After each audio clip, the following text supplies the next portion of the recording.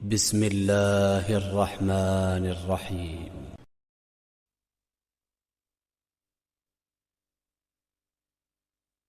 نحمده ونصلي على رسوله الكريم اما بعد فاعوذ بالله من الشيطان الرجيم بسم الله الرحمن الرحيم. يا ايها الذين آمنوا اتقوا الله حق تقاته ولا تموتن الا وانتم مسلمون. واعتصموا بحبل الله جميعا ولا تفرقوا واذكروا نعمة الله عليكم إذ كنتم أعداء فألف بين قلوبكم فأصبحتم بنعمته إخوانا وكنتم على شفا حفرة من النار فأنقذكم منها كذلك يبين الله لكم آياته لعلكم تهتدون. وَلْتَكُن مِّنكُمْ أُمَّةٌ يَدْعُونَ إِلَى الْخَيْرِ وَيَأْمُرُونَ بِالْمَعْرُوفِ وَيَنْهَوْنَ عَنِ الْمُنكَرِ وَأُولَٰئِكَ هُمُ الْمُفْلِحُونَ. صدق اللہ العظیم. رب اشرح لي صدری ویسر لي امری واحلل عقدۃ من لسانی یفقہوا قولی. سورہ آل عمران کا جو نصف ثانی اب شروع ہو رہا ہے تو آپ نے یہ مشابہت بھی نوٹ کر لی ہوگی کہ نصف اول میں سورہ بقرہ میں بھی ایک مرتبہ یا ایھا الذین آمنوا سے خطاب تھا. یا ایھا الذین آمنوا لا تقولوا راعنا وقولوا انظرنا واسمعوا. اسی طرح سورہ آل عمران کے نصف اول میں بھی ایک آیت وہ اوپر آ چکی ہے کہ یا ایھا الذین آمنوا ان تطیعوا فریقا من الذین اوتوا الکتاب یردوکم بعد ایمانکم کافرین. لیکن اصل خطاب جو ہے مسلمانوں سے شروع ہو رہا ہے وہ 11ویں رکوع سے، اور یہاں پر اصل میں ایک سہ نکاتی لائحہ عمل دیا جا رہا ہے امت کو. ظاہر بات ہے کہ یہ امت اب ہمیشہ قائم رہنے والی ہے قیامت تک، اور اس میں زوال بھی آئے گا، اور اللہ تعالیٰ لوگوں باہمت لوگوں کو بھی پیدا کرے گا، اولو العزم لوگوں کو پیدا کرے گا، جیسا کہ ہمیں معلوم ہے مجددین امت اٹھتے رہے ہر صدی کے اندر. لیکن جب بھی کوئی کام دین کی تجدید کا ہو، دین کو اثر نو تازہ کرنے کی کوشش ہو، دین کو قائم کرنے کی جد و جہد ہو، تو اس کا ایک لائحہ عمل ہوگا. وہ لائحہ عمل ہے جو ان 3 آیات میں جو ابھی میں نے آپ کو پڑھ کر سنائی ہیں نہایت جامعیت کے ساتھ سامنے آیا ہے. اور یہ حسن اتفاق ہے کہ یہ 3 آیات ہیں، جیسے سورۃ العصر 3 آیات ہیں، ایسے یہ 3 آیات ہیں نہایت جامع. اس میں پہلا نقطہ کیا ہے؟ جب بھی کوئی کام کرنا ہے سب سے پہلے افراد کی شخصیت سازی، کردار سازی. یا ایھا الذین آمنوا اتقوا اللہ حق تقاتہ. اہل ایمان اللہ کا تقوی اختیار کرو جتنا کہ اس کے تقوی کا حق ہے. ولا تموتن الا وانتم مسلمون. اور دیکھنا ہرگز موت نہ آنے پائے مگر فرما برداری کی حالت میں. یہ سب سے گاڑھی آیت ہے قرآن مجید میں تقوی کی تلقین کے لیے. اللہ کا حق جتنا ہے اتنا تقوی. اس پر صحابہ گھبرا گئے کہ یا رسول اللہ کا حق کون ادا کر سکتا ہے؟ پھر جب آیت اتری ہے سورہ تغابن کی کہ فاتقوا اللہ ما استطعتم، اپنی امکانی حد تک تقوی اختیار کرو، تب ان کی جان میں جان آئی. ساتھ ہی یہ کہ مت مرنا مگر حالت فرما برداری میں. کیا معنی ہے؟ کوئی پتہ نہیں کس لمحے موت آ جائے، کوئی لمحہ نافرمانی میں نہ گزرے مبادا موت کا ہاتھ اسی وقت آ کر تمہیں دبوچ لے. اس طرح کی شخصیتیں اگر پہلے نہ بنی ہوں تو کوئی کام نہیں ہو سکتا.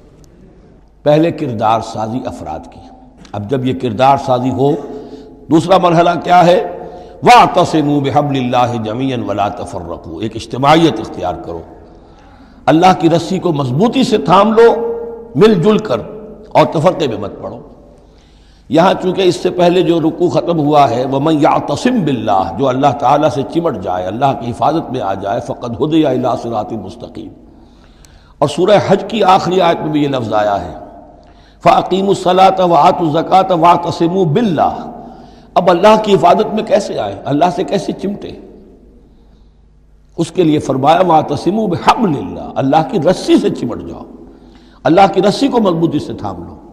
اور یہ اللہ کی رسی کون سی ہے؟ متعدد احادیث کے ذریعے سے واضح ہوتا ہے کہ یہ ہے قرآن. ایک طرف ہے انسان میں تقوی، ایک طرف اس میں علم آنا چاہیے، قرآن کا فہم پیدا ہونا چاہیے، قرآن کے نظریات کو سمجھنا چاہیے، قرآن کی حکمت کو سمجھنا چاہیے. انسانوں میں اجتماعیت جو ہے وہ جانوروں کے گلوں کی طرح نہیں ہو سکتی کہ بھیڑ بکریوں کا ایک بڑا ریوڑ ہے اور ایک چرواہا جو ہے وہ لکڑی لے کر ان کو سب کو ایک ڈسپلن میں لیے ہوئے ہے. انسانوں کو جمع کرنا ہے تو ان کے ذہن ایک بنانے ہوں گے، ان کی سوچ ایک بنانی ہوگی۔ یہ حیوان عاقل ہیں، یہ باشعور لوگ ہیں، ان کی سوچ ایک ہو، نظریات ایک ہو، مقاصد ایک ہو، ہم آہنگی ہو، نقطہ نظر ایک ہو، تبھی تو یہ جمع ہوں گے۔ اس کے لیے وہ چیز چاہیے جو ان میں یکرنگی خیال، یکرنگی نظر، یکجہتی مقاصد کی ہم آہنگی پیدا کر دے، اور وہ قرآن ہے۔ حبل اللہ هو حبل اللہ المتین، حضرت علی سے روایت ہے۔ حضرت عبداللہ ابن مسعود سے ہے، حضور نے فرمایا القرآن حبل اللہ الممدود من السماء الی الارض، اللہ کی مضبوط رسی ہے جو آسمان اور زمین کے درمیان تنی ہوئی ہے۔ ایک اور حدیث میں فرمایا فاستبشروا فإن طرفه بأیدیکم وطرفه بید اللہ، خوشیاں مناؤ، یہ قرآن ایسی شے ہے کہ جس کا ایک سرا تمہارے ہاتھ میں، ایک سرا اللہ کے ہاتھ میں۔ تو تقرب الی اللہ کا ذریعہ بھی قرآن، اور آپس میں تمہیں جوڑ کر رکھنے کا ذریعہ بھی قرآن۔ یہی وجہ ہے کہ ہماری ساری یہ تحریک جو ہے میری، اس کا اصل جو منبع ہے، سرچشمہ ہے، اس کا مبنی ہے، مدار ہے، وہ دعوت رجوع القرآن۔ پوری زندگی میں نے اپنی الحمدللہ کھپائی ہے اس کام میں، اور اسی کے ذریعے سے انجمن خدام القرآن اور قرآن اکیڈمیز، پھر 1 ایئر کورس، نوجوان جو ہیں تعلیم یافتہ لوگ ہیں، وہ پی ایچ ڈی بھی کر چکے ہیں، وہ ڈاکٹر بھی بن گئے ہیں، وہ انجینئر بھی ہیں، لیکن دین کی طرف سے جاہل ہیں، قرآن سمجھ نہیں سکتے۔ وہ آئیں، 1 سال رہیں ہمارے پاس، عربی سیکھیں، قرآن سیکھیں، تاکہ اس پر عمل ہو سکے۔ تو دوسرا نقطہ ہوا واعتصموا بحبل اللہ جمیعا ولا تفرقوا واذکروا نعمت اللہ علیکم اذ کنتم اعداء، اور ذرا یاد کرو جو اللہ کا انعام تم پر ہوا کہ تم تو ایک دوسرے کے دشمن تھے۔ فالف بین قلوبکم، تو اللہ نے تمہارے دلوں کے اندر الفت پیدا کر دی۔ فاصبحتم بنعمتہ اخوانا، تم اللہ کے فضل و کرم سے بھائی بھائی بن گئے۔ یہ یہاں گویا کہ اولین مخاطب یہاں انصار ہیں۔ ان کے جو 2 قبیلے تھے اوس اور خزرج، وہ آپس میں لڑتے آ رہے تھے 100 برس سے، خاندانی دشمنیاں چلی آ رہی تھیں، قتل کے بعد قتل، ادھر کا قتل ادھر کا قتل۔ لیکن اب جب یہ ایمان آیا، اللہ کی کتاب آ گئی، محمد الرسول اللہ آ گئے، تو اب وہ شیر و شکر ہو گئے، ان کے جھگڑے ختم ہو گئے۔ اس طرح پورے عرب کے اندر غارت گری ہوتی تھی، اسے دارالامن بنا دیا۔ وَكُنْتُمْ عَلَىٰ شَفَا حُفْرَةٍ مِّنَ النَّارِ، اور تم تو آگ کے گڑھے کے کنارے تک پہنچ گئے تھے، بس اس میں گرنے والے تھے۔ فَأَنْقَذَكُم مِّنْهَا، تو اللہ نے اس سے تمہیں نکال لیا اور بچا لیا۔ كَذَلِكَ يُبَيِّنُ اللَّهُ لَكُمْ آيَاتِهِ لَعَلَّكُمْ تَهْتَدُونَ، اس طرح اللہ تعالیٰ اپنی آیات تمہارے لیے واضح کر رہا ہے تاکہ تم راہ پاؤ، صحیح راہ پر قائم رہو۔ یہ 2 نقطے ہو گئے۔ پہلے افراد کے کردار کی تعمیر، تقوی اور تابعداری، فرما برداری، پھر جمعیت، تنظیم، جماعت، اور اس کے لیے جو معنوی، جو اس کے لیے ہے، جو محور ہے اس تنظیم کا، وہ معنوی محور کیا ہے؟ قرآن مجید، حبل اللہ، احتسامش کن کہ حبل اللہ اوست، مضبوطی سے تھامو، اس کو علامہ اقبال کہتے ہیں قرآن کو، حبل اللہ یہ ہے۔ اب یہ جو حبل اللہ، اور جو اس کے لیے ظاہری شکل بنے گی، وہ بھی اس صورت میں ہم پڑھ چکے ہیں، من انصاری اللہ، کہ کوئی اللہ کا بندہ کھڑا ہو اور کہے کہ میں تو اس راستے پر چل رہا ہوں، اب کون ہے جو میرے ساتھ آتا ہے اور میرا مددگار بنتا ہے۔ اب ایسی جمعیت جو وجود میں آئی، وہ کیا کرے گی؟ یہ تیسری آیت اہم ترین ہے۔ وَلْتَكُن مِّنكُمْ أُمَّةٌ يَدْعُونَ إِلَى الْخَيْرِ وَيَأْمُرُونَ بِالْمَعْرُوفِ وَيَنْهَوْنَ عَنِ الْمُنكَرِ، سے نکاتی پھر آ گیا۔ تیسرے میں 3 کام، یہ جماعت کے کرنے کے کام صرف 3 ہیں۔ دعوت خیر، دعوت الی الخیر، اور سب سے بڑا خیر یہ قرآن ہے۔ یامرون بالمعروف، نیکی کا حکم دیتے رہیں، وینہون عن المنکر، اور بدی سے روکتے رہیں، واولئک ھم المفلحون، اور یہی لوگ ہیں جو فلاح پانے والے ہیں۔ ولتکن منکم امۃ، تم میں سے ایک ایسی امت وجود میں آنی چاہیے، منکم ہے، گویا کہ ایک بڑی امت ہے امت مسلمہ، وہ تو اب 150 کروڑ ہیں یا 140 یا 130 کروڑ ہیں، سوئے ہوئے ہیں، اپنے منصب کو بھولے ہوئے ہیں، دین سے دور ہیں۔ تو اب اس امت کے اندر چھوٹی امت بنے، ایک جماعت بنے، وہ جماعت اپنے ذمے یہ کام لے لے، جاگو اور جگاؤ، جو ہمدرد کا ایک جو نعرہ ہے کہ اب جاگو اور جگاؤ، اللہ نے تمہیں جاگنے کی صلاحیت دے دی، اب اوروں کو جگاؤ، اور اس کے لیے طاقت فراہم کرو، ایک جماعت بناؤ۔ وَلْتَكُن مِّنكُمْ أُمَّةٌ يَدْعُونَ إِلَى الْخَيْرِ وَيَأْمُرُونَ بِالْمَعْرُوفِ وَيَنْهَوْنَ عَنِ الْمُنكَرِ وَأُولَٰئِكَ هُمُ الْمُفْلِحُونَ، یہی لوگ فلاح پانے والے ہیں۔ وہ بڑی امت کروڑوں کی جو ہے، جو یہ کام نہیں کرتی، وہ فلاح کی امید میں اگر ہے اور نجات کی امید میں ہے تو ایک امید موہوم ہے۔ فلاح پانے والے صرف یہ لوگ ہوں گے، اولئک ھم المفلحون۔ اب اسی میں آگے چل کر میں نے جو منہج انقلاب نبوی ہے اس میں یہ بات واضح کی ہے کہ جب کوئی انقلاب کے لیے آخری اقدام ہوگا وہ بھی نہی عن المنکر بالید، اس لیے کہ حدیث میں حضور نے نہی عن المنکر کے 3 مرتبے بیان کیے ہیں۔ ابو سعید خدری رضی اللہ عنہ سے روایت ہے، من رأى منکم منکرا فلیغیرہ بیدہ فإن لم یستطع فبلسانہ فإن لم یستطع فبقلبہ وذلک اضعف الایمان، رواہ مسلم رحمہ اللہ۔ تم میں سے کوئی شخص کسی منکر کو دیکھے، اس کا فرض ہے اسے طاقت سے، زور سے، ہاتھ سے بند کرے، روکے، بدلے۔ اگر اس کی طاقت نہیں ہے تو زبان سے تو کہے، اس کی بھی ہمت نہیں ہے تو دل میں نفرت ضرور رکھے، اور یہ ایمان کا کمزور ترین درجہ ہے۔ نفرت بھی ختم ہو گئی، وائے ناکامی متاع کارواں جاتا رہا، کارواں کے دل سے احساس زیاں جاتا رہا، تو اب کوئی ایمان نہیں۔ ہاں دل میں نفرت ہے تو اگلا قدم اٹھاؤ، زبان سے کہنا شروع کرو، بھائی یہ چیز غلط ہے، یہ حرام ہے، یا اللہ نے اس کو حرام ٹھہرایا ہے، مت یہ کام کرو۔ لیکن ساتھ ہی اپنی طاقت بناتے جاؤ، ایک جماعت بناؤ، قوت بناؤ۔ جب وہ طاقت ہو جائے اب کہو کہ اب یہ نہیں کرنے دیں گے، پھر وہ ہوگا نہی عن المنکر بالید، طاقت کے ساتھ۔ یہ ہوگا انقلاب کا جو ہے آخری مرحلہ۔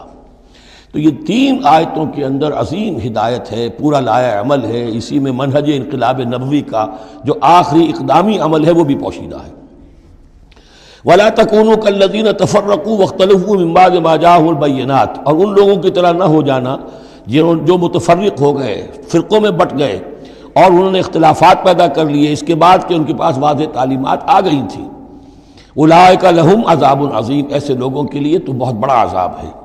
یوم تبیض وجوہ وتسود وجوہ، اب یہ آخرت کا ذکر ہے، جس دن کے بعض چہرے جو ہیں بڑے روشن اور تابناک ہوں گے، اور بعض چہرے جو ہیں وہ سیاہ ہوں گے۔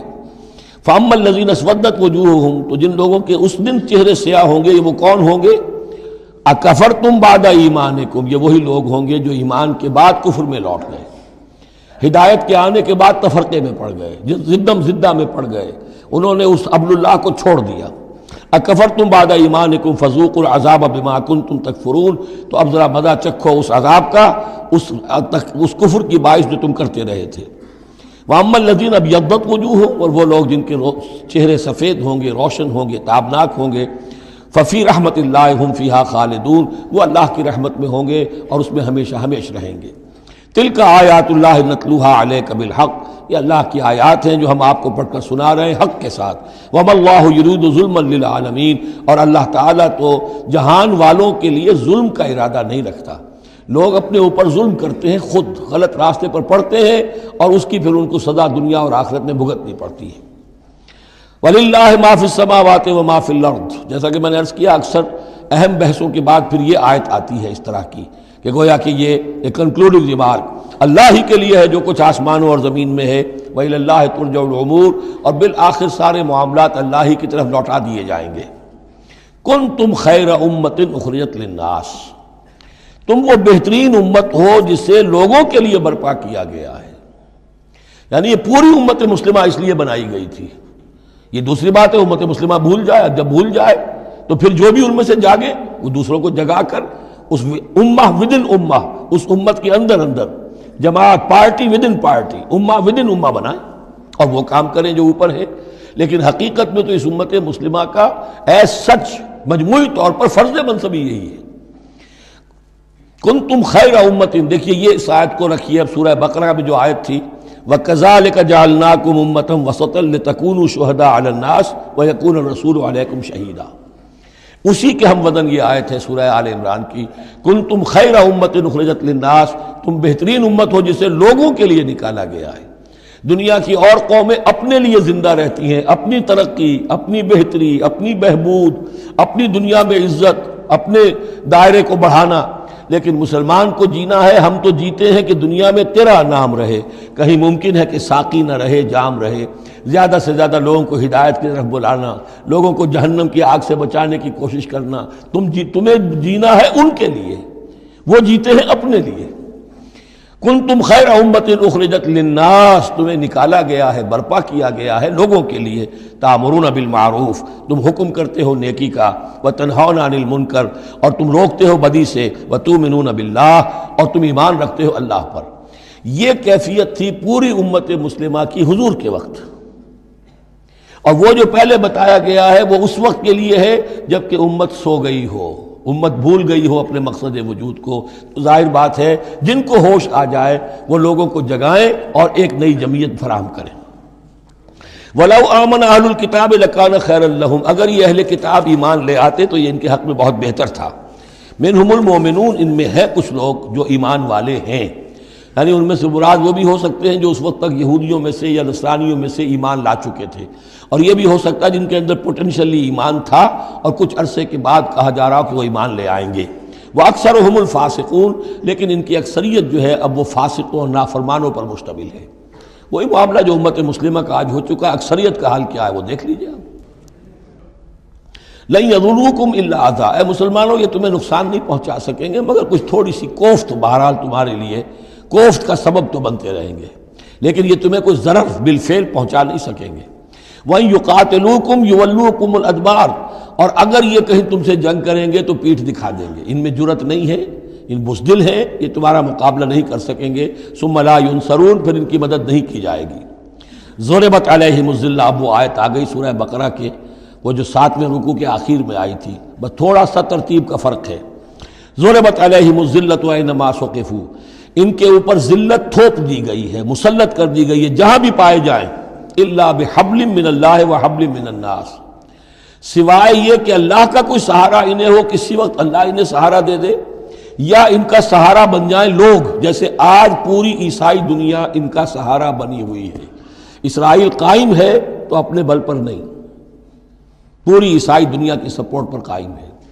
ابھی جو یہ جنگ ہوئی تھی خلیج کی جنگ، تو جو اس کا کمانڈر ان چیف تھا، اس کا وہ نام میرے ذہن سے اس وقت اتر رہا ہے، اس نے صاف کہہ دیا تھا، اس لیے کہ فوجی لوگوں کی زبان سے نکل جاتا ہے جن کے منہ سے نکل جاتی ہے، جن کے منہ سے سچی بات مستی میں، فقیہ مصلحت بھی سے وہ رندے بادہ خار اچھا، انہیں صاف کہہ دیا تھا یہ پوری جنگ ہم نے اسرائیل کے تحفظ کے لیے لڑی ہے. کس قدر خونریزی ہوئی ہے، صرف اسرائیل کا تحفظ پیش نظر تھا. تو یہ ساری سپورٹ ان کی ہے. ضربت علیہم الذلۃ اینما ثقفوا الا بحبل من اللہ وحبل من الناس وباؤوا بغضب من اللہ، اور یہ اللہ تعالیٰ کا غضب جو ہے اور غصہ انہوں نے حاصل کر لیا ہے. وضربت علیہم المسکنہ، اور ان کے اوپر کم ہمتی مسلط کر دی گئی ہے. ذالک بانہم کانوا یکفرون بآیات اللہ، جو کہ تو وہی الفاظ آ رہے ہیں، اور اللہ تعالیٰ تو ظالم نہیں ہے. ان کا یہ حشر اس لیے ہوا ہے کہ یہ اللہ تعالیٰ کی آیات کا انکار کرتے رہے. وَيَقْتُلُونَ الْأَنْبِيَاءَ بِغَيْرِ حَقٍّ، اور انبیاء تک کو قتل کرتے رہے ناحق. ذَلِكَ بِمَا عَصَوْا وَكَانُوا يَعْتَدُونَ، اور یہ ہوا اس لیے کہ انہوں نے نافرمانی کی روش اختیار کی اور حدود سے تجاوز کیا. لیسوا سواء، پھر وہی بات جو میں عرض کر چکا ہوں، یہ سب کے سب برابر نہیں ہیں، ان میں سے اچھے بھی ہیں برے بھی ہیں. من اہل الکتاب امۃ قائمۃ یتلون آیات اللہ آناء اللیل وہم یسجدون، اہل کتاب میں ایسے لوگ بھی ہیں جو کھڑے رہنے والے لوگ ہیں، سیدھے راستے پر ہیں، اللہ کی آیات پڑھتے رہتے ہیں رات کے اوقات میں اور سجدہ بھی کرتے ہیں. خاص طور پر چونکہ یہاں اہل کتاب کا لفظ آ رہا ہے، جو عیسائی راہب تھے حضور کے زمانے میں، ان پہ کثیر تعداد جو ہے وہ اس کردار کی حامل تھی. انہی میں سے ایک بحیرہ راہب تھا جس نے بچپن میں حضور کو پہچان لیا تھا. تو ان میں ایسے لوگ موجود تھے. یقیناً کوئی چھپے ہوئے ہوں گے یہود میں بھی، لیکن اکثر و بیشتر یہود میں سے یہ کردار ختم ہو چکا تھا، بہت ہی چند لوگ، لیکن عیسائیوں میں بکثرت موجود تھے.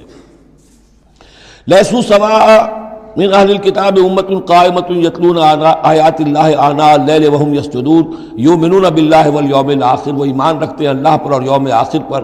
وَيَأْمُرُونَ بِالْمَعْرُوفِ وَيَنْهَوْنَ عَنِ الْمُنْكَرِ، نیکی کا حکم دیتے ہیں، بدی سے روکتے ہیں. وَيُسَارِعُونَ فِي الْخَيْرَاتِ، اور نیکیوں میں ایک دوسرے سے آگے نکلنے کی کوشش کرتے ہیں. وَأُولَٰئِكَ مِنَ الصَّالِحِينَ، اور یقیناً یہ صالحین میں سے ہیں. وَمَا يَفْعَلُوا مِنْ خَيْرٍ فَلَنْ يُكْفَرُوهُ، جو خیر بھی یہ کریں گے تو اس کی ناقدری نہیں کی جائے گی. وَاللَّهُ عَلِيمٌ بِالْمُتَّقِينَ، اللہ تعالیٰ اپنے ایسے متقی بندوں سے واقف ہے.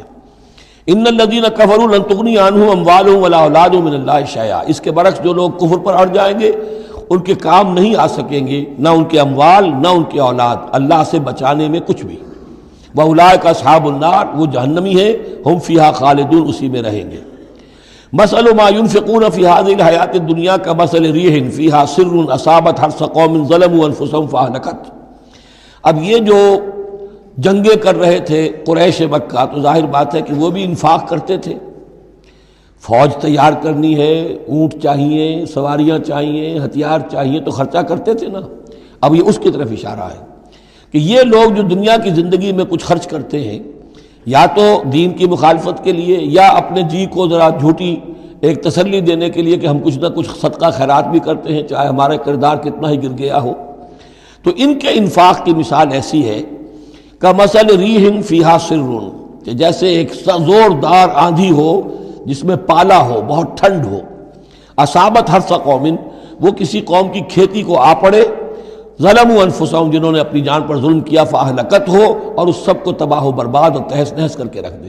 یعنی ان کی یہ نیکیاں، ان کا یہ انفاق، ان کی یہ جد و جہد، یہ سب کی سب بالکل ضائع ہو جانے والی ہیں، ہبط ہو جانے والی نیکیاں، اور ضائع جانے والی ان کی ساری مساعی اور دوڑ دھوپ۔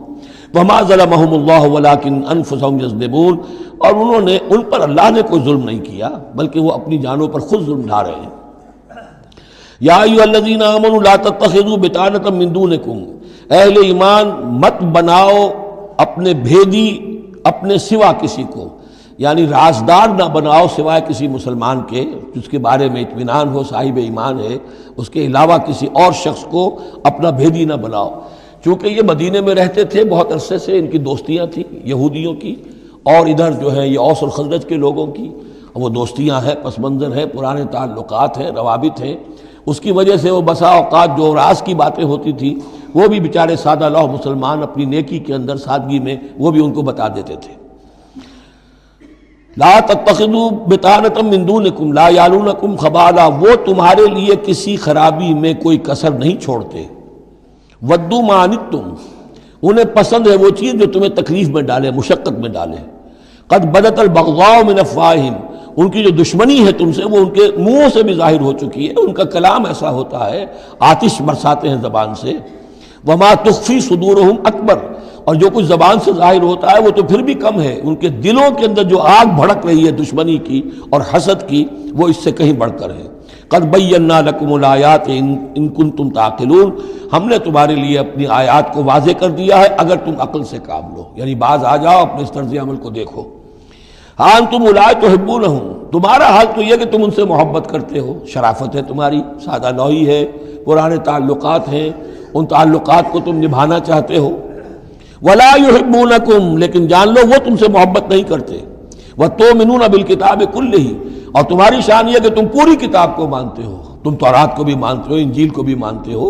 یہ نصیبا من التورات آیا تھا نا، نصیبا من الکتاب، کتاب ہی کا ایک حصہ تھا تورات، کتاب ہی کا ایک حصہ اللہ تعالیٰ کی اس قدیم کتاب جو ام الکتاب میں سے ہی پھر یہ انجیل آئی ہے، اسی ام الکتاب سے پھر قرآن مجید کامل آیا ہے۔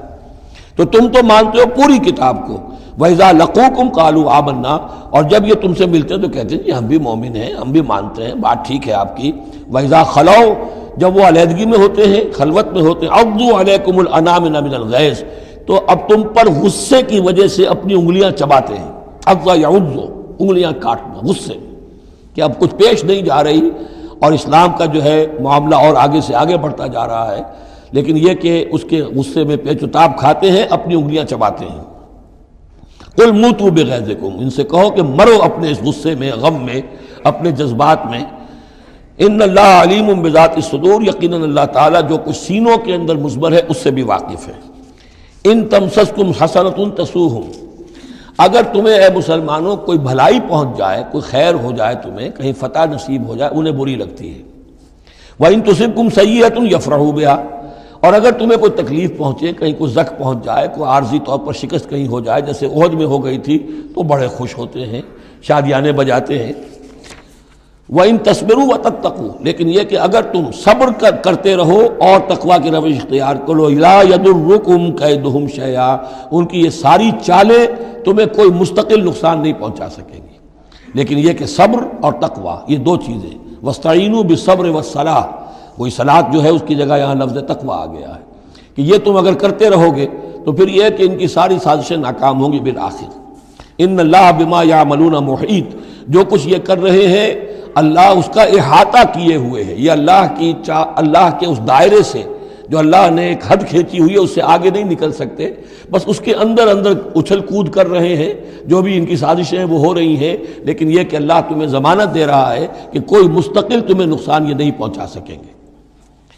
اب یہاں سے 6 رکوع، میں نے عرض کیا تھا کہ نصف ثانی کو 3 حصوں میں تقسیم سمجھیے، پہلے 2 رکوع مکمل ہو گئے 11واں اور 12واں، اب 6 رکوع مسلسل چلیں گے غزوہ احد کے حالات پر۔ پہلے وہ غزوہ سمجھ لیجئے کہ تھا کیا۔ غزوہ بدر کا چونکہ تذکرہ ہوگا وہ تو سورہ انفال میں ہم پڑھیں گے، ترتیب مصحف اور ہے، زمانی ترتیب نہیں ہے، ترتیب نزولی نہیں ہے۔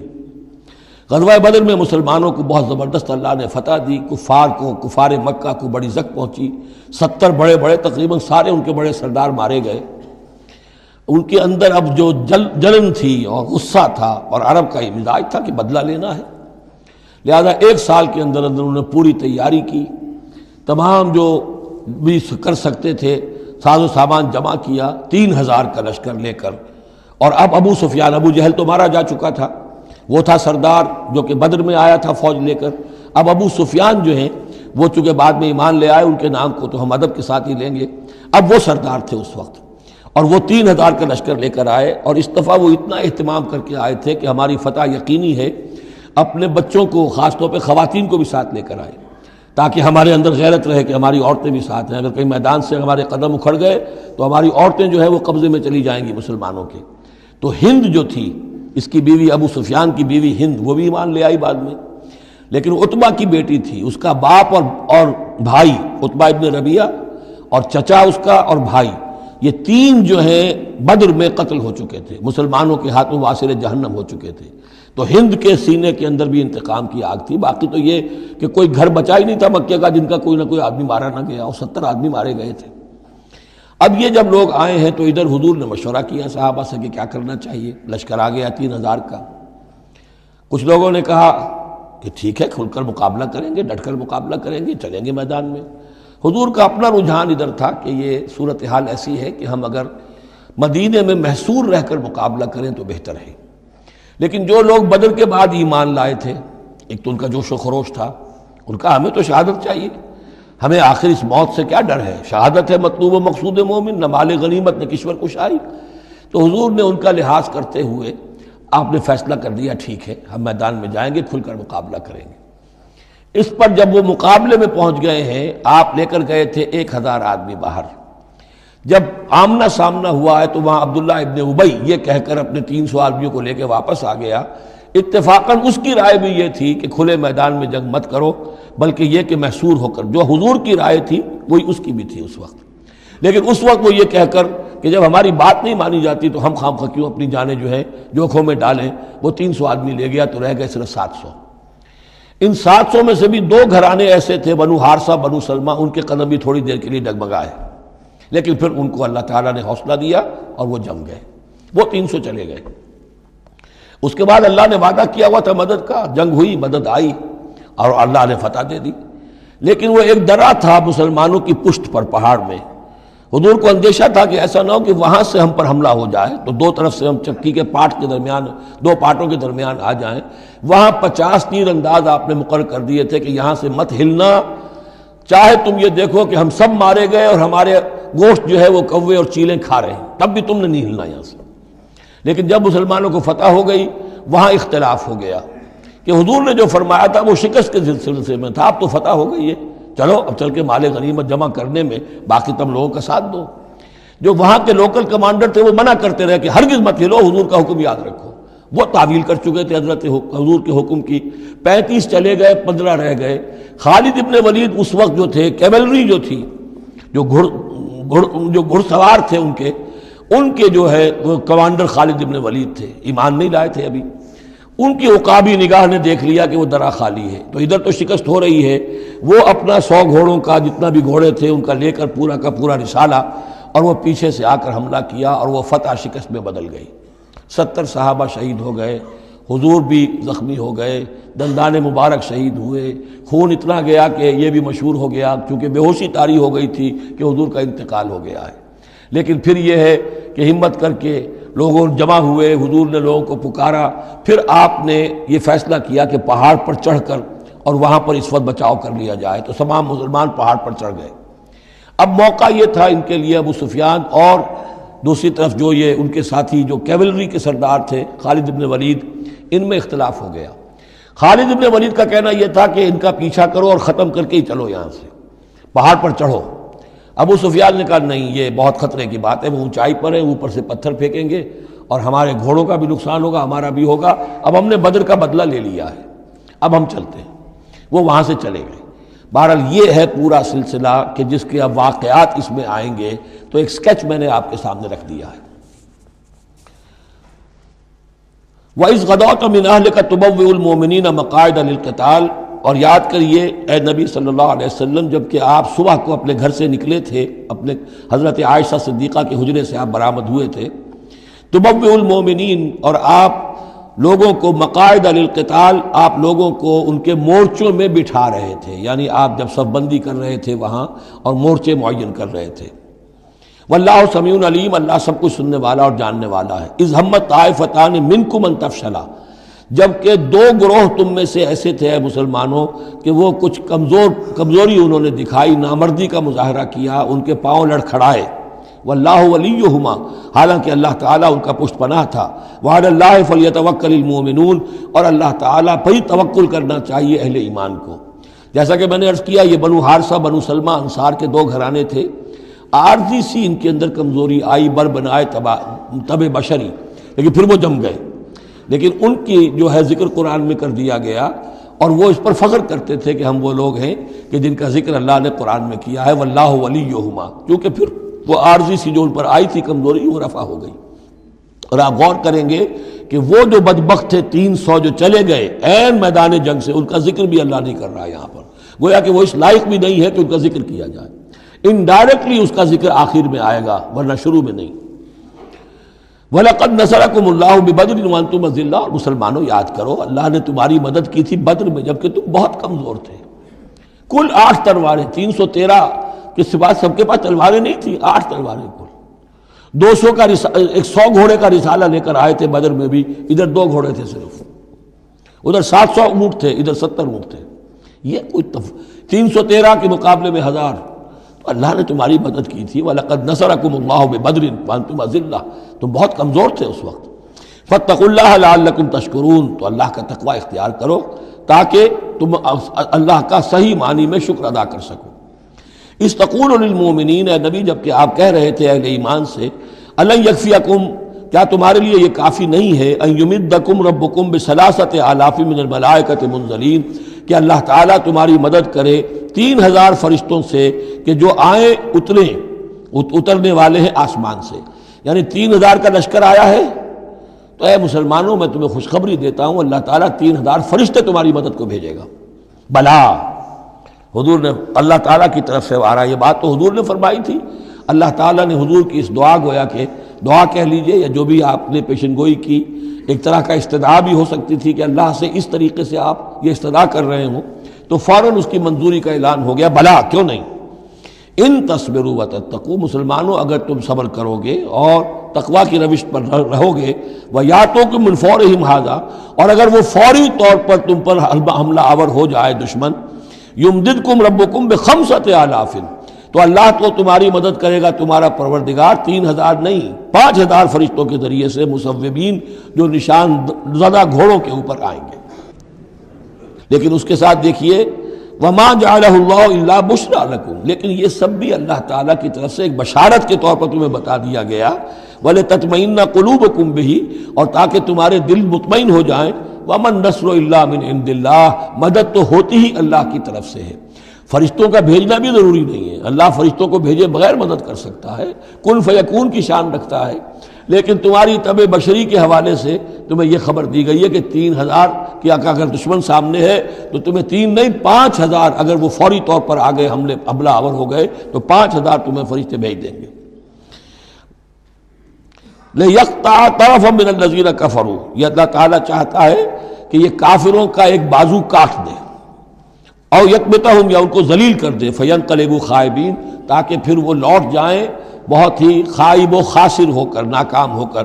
اب یہ گفتگو ذہن میں رکھیے، ترتیب جو ہے وہ نہیں ہے، پہلے جو ذکر ہو رہا ہے وہ تو آپ میدان جنگ میں پہنچ چکے تھے، یہ ذکر ہو رہا ہے اس سے پہلے کا، جب خبریں پہنچی ہوں گی کہ 3000 کا لشکر آ رہا ہے، اس وقت جو گفتگو ہوئی ہے۔ اب اس جنگ کے دوران جو بھی کچھ مسلمانوں سے خطائیں ہوئیں، غلطیاں ہوئیں، ان کی طرف بھی اشارہ ہے۔ اس میں بعض ایک معاملہ ایسا بھی ہوا جو حضور سے بھی خطا کا ایک معاملہ ہوا، اس کے اوپر بھی گرفت ہے، بلکہ سب سے پہلے حضور والے معاملے کو لیا جا رہا ہے۔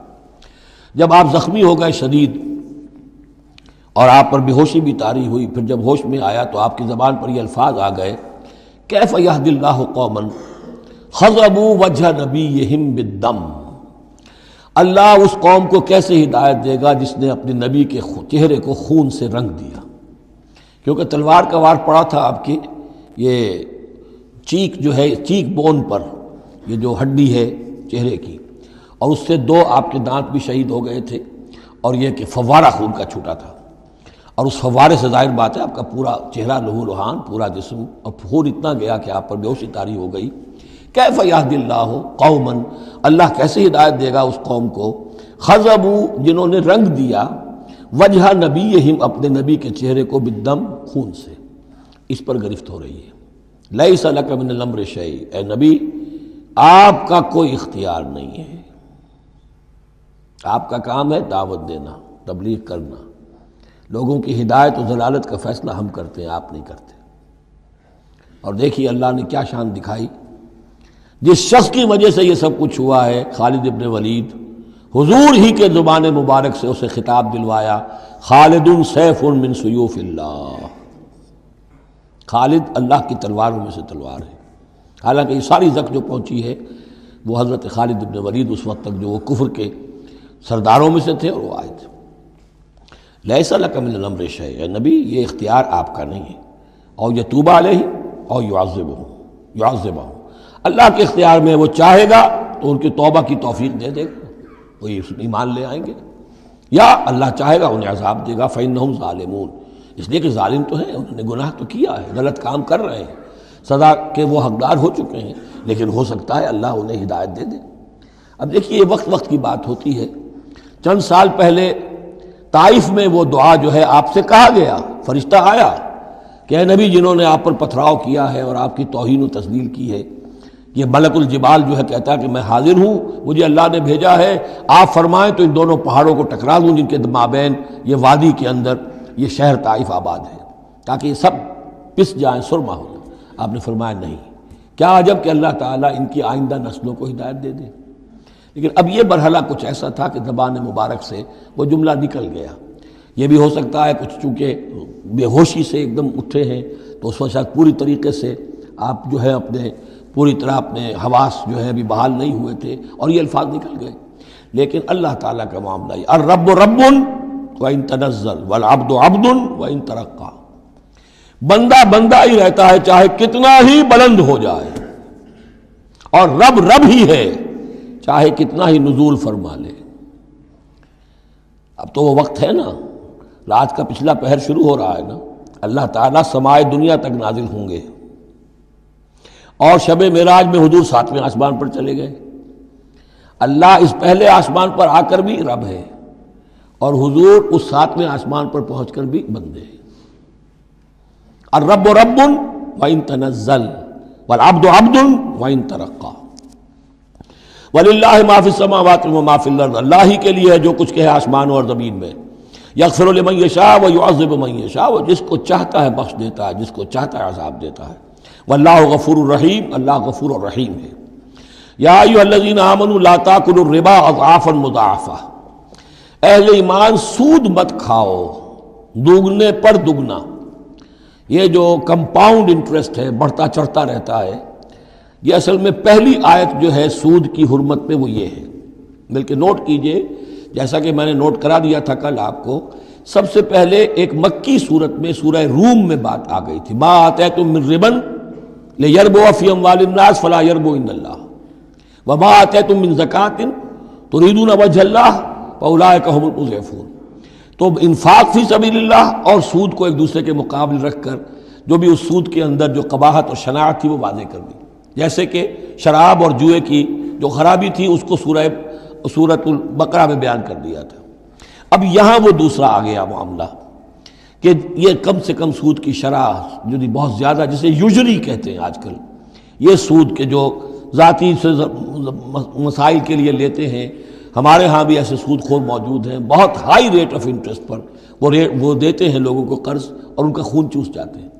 تو پہلے اس سود کی مذمت آئی ہے، آخری حکم ہے پھر اس سود کا جو بیع کے اندر سود ہے، وہ ہے وہ حکم کہ جو سن 9 میں نازل ہوا، لیکن ترتیب مصحف میں وہ سورہ بقرہ میں ہے، وہ پورا رکوع ہم پڑھ چکے ہیں، اور اس رکوع کی آخری آیت وہ ہے جو قرآن مجید کی آخری آیت ہے ترتیب نزولی میں، وَاتَّقُوا يَوْمًا تُرْجَعُونَ فِيهِ إِلَى اللَّهِ۔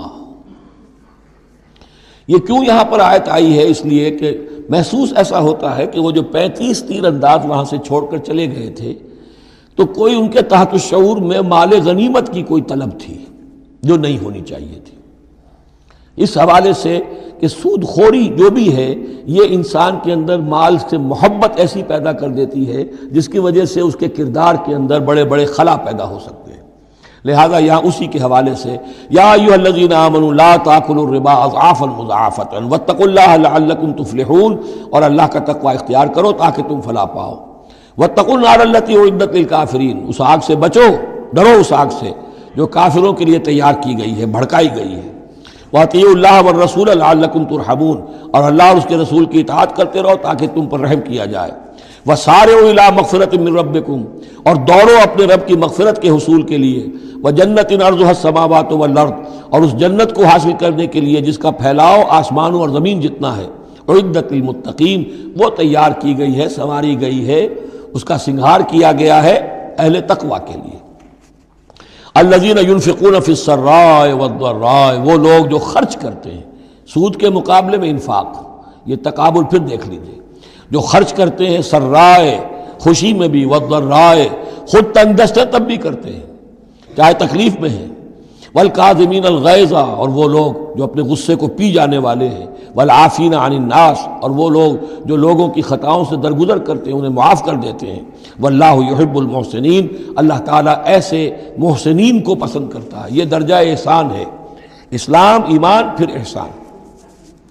والذین اذا فعلوا فاحشۃ او ظلموا انفسهم، اور اگر ان میں سے کبھی کسی سے کوئی غلطی ہو جاتی ہے کہ اگر وہ کر بیٹھیں کوئی کھلا گناہ، کوئی بے حیائی کا ارتکاب، یا اپنے اوپر کوئی اور ظلم کر بیٹھیں، ذکر اللہ، فوراً انہیں اللہ یاد آ جاتا ہے، فاستغفروا لذنوبہم، تو وہ اللہ تعالیٰ سے استغفار کرتے ہیں۔ یہ مضمون سورہ نساء میں آئے گا کہ اللہ تعالیٰ نے اپنے اوپر واجب ٹھہرایا ہے کہ جو شخص مسلمان صاحب ایمان کو خطا اس سے ہو جائے اور وہ فوراً توبہ کر لے تو اللہ تعالیٰ جو ہے اس نے اپنے اوپر واجب ٹھہرا لیا ہے کہ اس کی دعا کو ضرور قبول کرے گا۔ وَمَن يَغْفِرُ الذُّنُوبَ إِلَّا اللَّهُ، اور کون ہے جو معاف کر سکے گناہوں کو سوائے اللہ کے۔ وَلَمْ يُصِرُّوا عَلَىٰ مَا فَعَلُوا، اور وہ اپنے اس غلط فعل پر اصرار نہیں کرتے، یعنی یہ کہ کرتے چلے جا رہے کرتے چلے جا رہے کرتے چلے جا، موت آ گئی تو اب توبہ کریں گے، تب توبہ نہیں ہے۔ ایک خطا ہو گئی، جذبات میں ہو گئی، بھول میں ہو گئی، فوراً ہوش آیا، فوراً جو ہے گڑ گڑائے، فوراً توبہ کی، عزم مصمم کیا، اللہ دوبارہ نہیں کروں گا، پوری پشیمانی کے ساتھ اللہ کی جناب میں اپنے پورے صمیم قلب کے ساتھ توبہ کی، اللہ اس توبہ کی قبول کرنے کی ضمانت دیتا ہے۔ اولئک جزاؤہم مغفرۃ من ربہم، یہ وہ لوگ ہیں کہ جن کا بدلہ ہے ان کے رب کی طرف سے مغفرت، وجنات تجری من تحتہا الانہار خالدین فیہا، اور وہ باغات کہ جن کے نیچے یا جن کے دامن میں ندیاں بہتی ہوں گی اور وہ اس میں ہمیشہ ہمیش رہیں گے۔ ونعم اجر العاملین، اور بہت ہی اچھا بدلہ ہے عمل کرنے والوں کے لیے۔ قد خلت من قبلکم سنن فسیروا فی الارض، تم سے پہلے بھی بہت سی قومیں، بہت سے حالات اور واقعات گزر چکے ہیں۔ فسیروا فی الارض، تو زمین میں گھومو پھرو، فانظروا کیف کان عاقبۃ المکذبین، اور دیکھو کہ کیسا انجام ہوا ہے جھٹلانے والوں کا۔ جب ان کے قریش کے قافلے جاتے تھے وہ شام کی طرف تو راستے میں تو جو قوم سمود کا مسکن بھی آتا تھا، وہ بستیاں بھی آتی تھیں جن میں کبھی حضرت لوط نے تبلیغ کی تھی، ان کے جو کھنڈرات تھے، تو یاد کرو کہ ان کے ساتھ کیا کچھ ہوا ہے۔ ھذا بیان للناس وھدی وموعظۃ للمتقین، یہ بیان ہے لوگوں کے لیے، وضاحت ہے لوگوں کے لیے، اور ہدایت ہے اور نصیحت ہے متقین کے حق میں۔ ولا تہنوا ولا تحزنوا، یہ آیت بڑی اہم ہے، اور نہ کمزور پڑو اور نہ غم کھاؤ۔ وانتم الاعلون ان کنتم مؤمنین، ہمارا پختہ وعدہ تمہارے ساتھ یہ ہے کہ تم ہی سربلند ہوگے، آخری فتح تمہاری ہوگی، تم ہی سب سے اونچے ہوگے، بشرطے کہ تم مومن ہوئے۔ اور اس آیت کا میں حوالہ دیا کرتا ہوں، آج دنیا میں ہم ذلیل ہیں، اعلیٰ تو نہیں ہے، بلند تو نہیں ہے۔ نتیجہ کیا نکلتا ہے؟ ایمان نہیں ہے ہمارے اندر۔ ایک عقیدہ ہے، موروثی عقیدہ ہے، ایمان، یقین والا ایمان، burning faith, living faith, conviction, وہ کہاں ہے؟ یا پھر قرآن اللہ کا کہنا جھوٹ ہے، انتم الاعلون ان کنتم مؤمنین۔ ہو نہیں سکتا کہ امت کے اندر ایمان موجود ہو اور پھر وہ دنیا میں ذلیل و خوار ہو۔ ان یمسسکم قرح فقد مس القوم قرح مثلہ۔ اب ظاہر بات ہے کہ اتنی بڑی جو ایک چوٹ پہنچی تھی، 70 صحابہ شہید ہو گئے، اس میں حضرت حمزہ بھی ہیں، مصعب بن عمیر بھی ہیں، انصار کا کوئی گھرانہ نہیں تھا۔ واپس جب آئے ہیں حضور صلی اللہ علیہ وسلم اور مسلمان، تو ہر گھر میں کوہرام مچا ہوا۔ اس وقت تک میت پر بین کرنے کی بھی ممانعت نہیں ہوئی تھی، تو عورتیں جو ہیں وہ مرثیہ کہہ رہی تھیں، بین کر رہی تھیں، ماتم کر رہی تھیں۔ اس حال میں خود حضور صلی اللہ علیہ وسلم کی زبان مبارک سے الفاظ نکل گئے، اما حمزہ تو فلا بواکی لہو، ہائے حمزہ کے لیے تو کوئی رونے والی بھی نہیں، کیونکہ حمزہ کی کون یہاں خواتین ہیں رشتہ دار؟ حمزہ تو مہاجر تھے۔ انصار کے گھرانے میں جو خواتین ہیں وہ تو اپنے اپنے مردوں کی، اپنے اپنے شہیدوں کی، مقتولوں کی جو ہے وہ کر رہی ہیں، بین کر رہی ہیں۔ اس پر پھر انصار نے جا کر اپنے گھروں سے خواتین کو حضرت صفیہ کے گھر بھیجا، حضرت حمزہ کی ہمشیرہ، کہ وہاں جا کر تعزیت کرو۔ تو بہرحال دکھ تو محمد کو بھی پہنچا ہے صلی اللہ علیہ وسلم، آخر یہ حساس دل تھا آپ کا، پتھر کا کوئی ٹکڑا تو نہیں تھا سینے کے اندر، جو بھی زخم پہنچی ہے۔ یہاں اللہ تعالیٰ اہل ایمان کی دلجوئی کے لیے کہہ رہا ہے کہ اتنے غمگین نہ ہو، اتنے ملول نہ ہو، اتنے دل گرفتہ نہ ہو۔ ان یمسسکم قرح، اگر تمہیں کوئی چرکا لگا ہے اب، فقد مس القوم قرح مثلہ، تو تمہارے دشمن کو اس جیسا ہی چرکا لگ چکا ہے کہ نہیں؟ 1 سال پہلے ان کے 70 مارے گئے تھے کہ نہیں؟ وَتِلْكَ الْأَيَّامُ نُدَاوِلُهَا بَيْنَ النَّاسِ، اور یہ تو دن ہیں جن کو ہم لوگوں میں الٹ پھیر کرتے رہتے ہیں، اونچ نیچ، ایک سی کیفیت ہم نہیں رکھتے۔ وَلِيَعْلَمَ اللَّهُ الَّذِينَ آمَنُوا، اور یہ اس لیے ہوتا ہے کہ اللہ دیکھ لے کہ کون حقیقتاً مومن ہے، اس لیے کہ امتحان نہ آئے، آزمائش نہ آئے، تکلیف نہ آئے، قربانی نہ دینی پڑے، کوئی زک نہ پہنچے، تو سبھی مومن ہیں۔ پھر تو پتہ چلتا ہے کہ کون ثابت قدم رہا، کس نے اپنا سب کچھ لگا دیا، کس نے صبر کیا۔ تو اللہ تعالیٰ جاننا چاہتا ہے، دیکھنا چاہتا ہے۔ وَلِيَعْلَمَ اللَّهُ الَّذِينَ آمَنُوا وَيَتَّخِذَ مِنكُمْ شُهَدَاءَ، اللہ چاہتا ہے تم میں سے کچھ کو مقام شہادت عطا کرے، اپنی گواہی کے لیے قبول کر لے انہیں۔ وَاللَّهُ لَا يُحِبُّ الظَّالِمِينَ، اللہ ظالموں کو پسند نہیں کرتا۔ اگر تمہیں تکلیف پہنچی اس کا یہ مطلب نہیں ہے کہ اللہ تعالیٰ نے کفار کی مدد کی ہے اور کفار کو پسند کیا، معاذ اللہ۔ وَلِيُمَحِّصَ اللَّهُ الَّذِينَ آمَنُوا وَيَمْحَقَ الْكَافِرِينَ، اور یہ اس لیے ہوا ہے کہ اللہ تعالیٰ اہل ایمان کو بالکل پاک کر دے۔ یعنی تمہارے ہاں اب خاص طور پر جو انصار مدینہ ہیں، جو ابھی ایمان لائے ہیں، ان میں کچھ کچے بھی ہیں، پکے بھی ہیں۔ اللہ چاہتا ہے کہ وہ پوری طریقے سے پک بھی جائیں، اور اگر کوئی کچا ہی رہنا ہے تو وہ کٹ بھی جائے، تاکہ جماعت کی بحثیت مجبوری جو ہے اس کی قوت کو ضعف نہ پہنچے۔ تو پاک کر لینا، تمحیص، بحث و تمحیص میں یہ لفظ ہم استعمال کرتے ہیں۔ بحث کہتے ہیں کھڑیدنے کو، جیسے جانور جو ہے، کوا جو ہے زمین کو کھڑے دے گا، پھر جو اسے نظر آئے گا کوئی دانہ ہے یا کوئی کنکر ہے تو علیحدہ کرے گا، اور دانے کو کھائے گا، کنکر کو چھوڑ دے گا۔ تو بحث ہے کھڑیدنا، اور تمحیص ہے جدا کر دینا۔ جو اس کے لیے ایٹیبل ہے، جس کو کھانے کا اس کے لیے ہے صحیح، اس کو لے لے گا۔ تو اللہ تعالیٰ بھی تمہارے اندر جو گڑبڑ ہو گئے ہیں، کچھ مومن صادق بھی ہیں، کچھ منافق بھی ہیں، کچھ پختہ ایمان والے بھی ہیں، کچھ کمزور ایمان والے بھی ہیں، تو یہ تمحیص کی ہے اللہ نے، دکھا دیا یہ 300 اور یہ عبداللہ ابن ابی یہ منافق ہیں، تمہیں نظر آ گیا نہیں، ورنہ کیسے نظر میں آتا۔ وَلِيُمَحِّصَ اللَّهُ الَّذِينَ آمَنُوا، تاکہ اللہ تعالیٰ اہل ایمان کو بالکل خالص کر دے، وَيَمْحَقَ الْكَافِرِينَ، اور کافروں کو مٹا دے۔ ام حسبتم ان تدخلوا الجنہ، اب یہ آیت تقریباً وہی ہے وہ جو اس سے پہلے ہم پڑھ چکے ہیں، نوٹ کر لیجئے، وہاں وہ آیت نمبر 142 تھی، 214، اور یہاں 142 ہے، ڈیجٹس وہی ہیں، آگے پیچھے ان کی ترتیب بدلی ہوئی ہے، اور جمع کریں گے تو 7 کا حصہ بنے گا۔ آیت نمبر 214 تھی، ام حسبتم ان تدخلوا الجنہ ولما یاتکم مثل الذین خلوا من قبلکم مستهم الباساء والضراء وزلزلوا حتى يقول الرسول والذین آمنوا معه متى نصر اللہ الا ان نصر اللہ قریب۔ وہی ہے آیت اب یہ، ام حسبتم ان تدخلوا الجنہ، کیا تم نے سمجھا تھا کہ جنت میں داخل ہو جاؤ گے؟ وَلَمَّا يَعْلَمِ اللَّهُ الَّذِينَ جَاهَدُوا مِنكُمْ، ابھی تو اللہ نے دیکھا ہی نہیں ہے تم میں سے کون واقعتاً جہاد کرنے والے ہیں، ابھی تو امتحان ہے، ابھی اس کے امتحان اور بھی ہیں، ابھی تو تمہارے لیے بڑی سے بڑی منزلیں، کڑی سے کڑی منزلیں آنے والی ہیں۔ وَلَمَّا يَعْلَمِ اللَّهُ الَّذِينَ جَاهَدُوا مِنكُمْ وَيَعْلَمَ الصَّابِرِينَ، اور ابھی تو اللہ تعالیٰ نے دیکھا ہی نہیں ہے کہ کون ہے تمہارے اندر جو واقعتاً اللہ کی راہ میں صبر اور استقامت کا ثبوت دیتے ہیں۔ وَلَقَدْ كُنْتُمْ تَمَنَّوْنَ الْمَوْتَ مِنْ قَبْلِ أَنْ تَلْقَوْهُ، اور تمہارا حال یہ ہے کہ تم موت کی تمنا کرتے تھے اس سے پہلے کہ وہ ان سے ملاقات ہوئی۔ یہ وہ جو نئے لوگ ایمان لائے تھے اور نوجوان تھے، ان کا تھا ہمیں تو شہادت چاہیے اور ہم تو کھلے میدان میں جائیں گے، یہ اب ان کے اوپر تھوڑا سا تبصرہ ہو رہا ہے کہ اس وقت تو شہادت کا بڑا ذوق و شوق جو ہے اور جوش جہاد اور ذوق شہادت کا اظہار ہو رہا تھا، اب تم نے موت دیکھ لی ہے نا، تو یہ ہے موت، اتنی اچھی چیز نہیں ہے موت، اتنی آسانی سے انسان اسے قبول نہیں کرتا۔ وَلَقَدْ كُنْتُمْ تَمَنَّوْنَ الْمَوْتَ مِنْ قَبْلِ أَنْ تَلْقَوْهُ، تم تمنائے کرتے تھے موت کی، شہادت کی، اس سے پہلے کہ اس سے ملاقات ہوتی۔ فَقَدْ رَأَيْتُمُوهُ وَأَنْتُمْ تَنْظُرُونَ، تو اب تم نے اسے دیکھ لیا ہے اپنی آنکھوں سے، نگاہوں سے موت نکلی۔ وَمَا مُحَمَّدٌ إِلَّا رَسُولٌ، اسی میں ایک دفعہ یہ بھی ہو گیا تھا کہ کچھ لوگوں نے یہ کہا کہ جب محمد کا انتقال ہو گیا تو اب کس لیے جنگ کرنی، حضرت عمر بھی ہیں ان میں سے، جب خبر یہ اڑ گئی کہ حضور فوت ہو گئے، انہوں نے تلوار پھیر دی اور بیٹھ گئے، اب کس کے لیے جنگ کرنی؟ تو اس میں کہا گیا کہ یہ تو تمہارا غلط رویہ ہے، گرفت ہو رہی ہے، ہر ایک کے اوپر گرفت ہوگی، پہلی گرفت محمد پر ہو گئی صلی اللہ علیہ وسلم، لیس لک من الامر شیء، تو حضرت عمر بہرحال حضور کے مقابلے میں تو کوئی حیثیت نہیں، ان پر بھی گرفت ہو رہی۔ وما محمد الا رسول، اور محمد کچھ نہیں ہے اس کے سوا کہ وہ اللہ کے رسول ہیں، وہ معبود تو نہیں ہے، تم ان کے لیے تو جہاد نہیں کر رہے، تم جہاد اللہ کے لیے کر رہے ہو، دین کا غلبہ جو ہے وہ اللہ کے دین کا غلبہ ہے، محمد کی حیثیت کیا ہے، وہ تو اللہ کے رسول ہے۔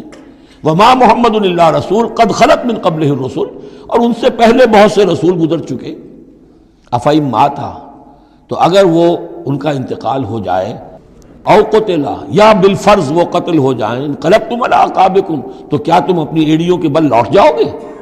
یہی تمہارے دین اور ایمان کی حقیقت ہے۔ وَمَن يَنْقَلِبْ عَلَىٰ عَقِبَيْهِ فَلَن يَضُرَّ اللَّهَ شَيْئًا، اور جو کوئی بھی اپنی ایڑیوں کے بل لوٹ جائے گا وہ اللہ کو کوئی نقصان نہیں پہنچائے گا۔ وَسَيَجْزِي اللَّهُ الشَّاكِرِينَ، ہاں اللہ بدلہ دے گا شکر کرنے والوں کو۔ حضرت عمر چونکہ جذباتی انسان تھے، اس میں کوئی شک نہیں، تقریباً یہی کیفیت حضور کے انتقال پر پھر ہو گئی تھی ان کی، تلوار کھینچ کر بیٹھ گئے تھے، جو کہے گا محمد کا انتقال ہو گیا سر اڑا دوں گا اس کا۔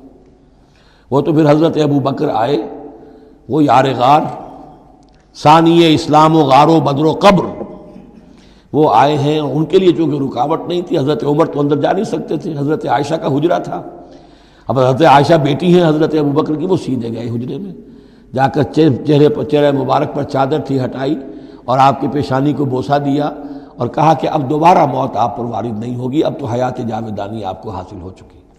پھر باہر آ کر یہی آیت پڑھی، وما محمد الا رسول قد خلت من قبلہ الرسل افئن مات او قتل انقلبتم علی اعقابکم۔ حضرت عمر کہتے ہیں مجھے محسوس ہوا جیسے یہ آیت ابھی نازل ہوئی ہے، اتنا اثر ہوا۔ یہ عظیمت تھی حضرت ابو بکر کی، بہت بلند مقام ہے حضرت ابو بکر کا۔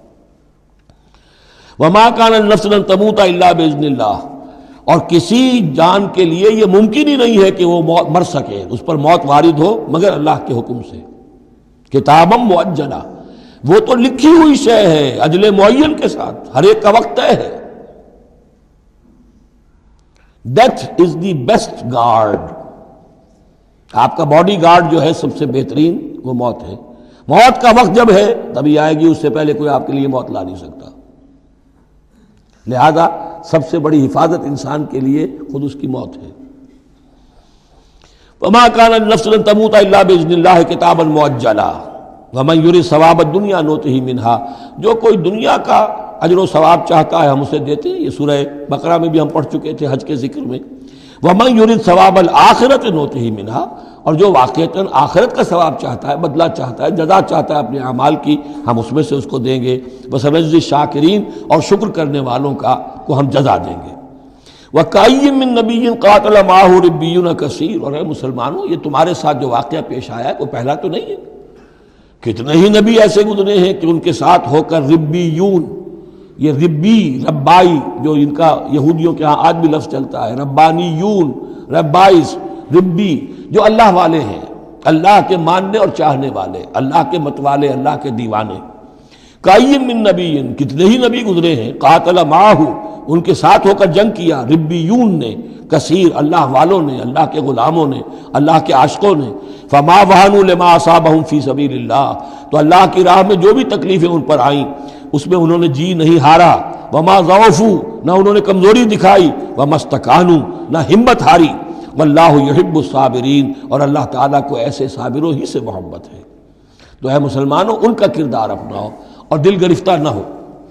وما كان قولهم الا ان قالوا ربنا اغفر لنا ذنوبنا واسرافنا في امرنا، اور ان کا تو ہر مرحلے پر یہی قول ہوتا تھا کہ وہ دعا کرتے تھے، اے رب ہمارے بخش دے ہمیں ہمارے گناہ، واسرافنا في امرنا، اور اگر ہم سے اپنے کسی معاملے میں حد سے تجاوز ہو جائے، جیسے کچھ تجاوز ہو گیا حضور سے کہ آپ نے وہ الفاظ فرما دیے، کیف یہدی اللہ قوما خضبوا وجہ نبیہم بالدم، یا جیسے حضرت عمر سے ہو گیا کہ تلوار پھینک کر بیٹھ گئے۔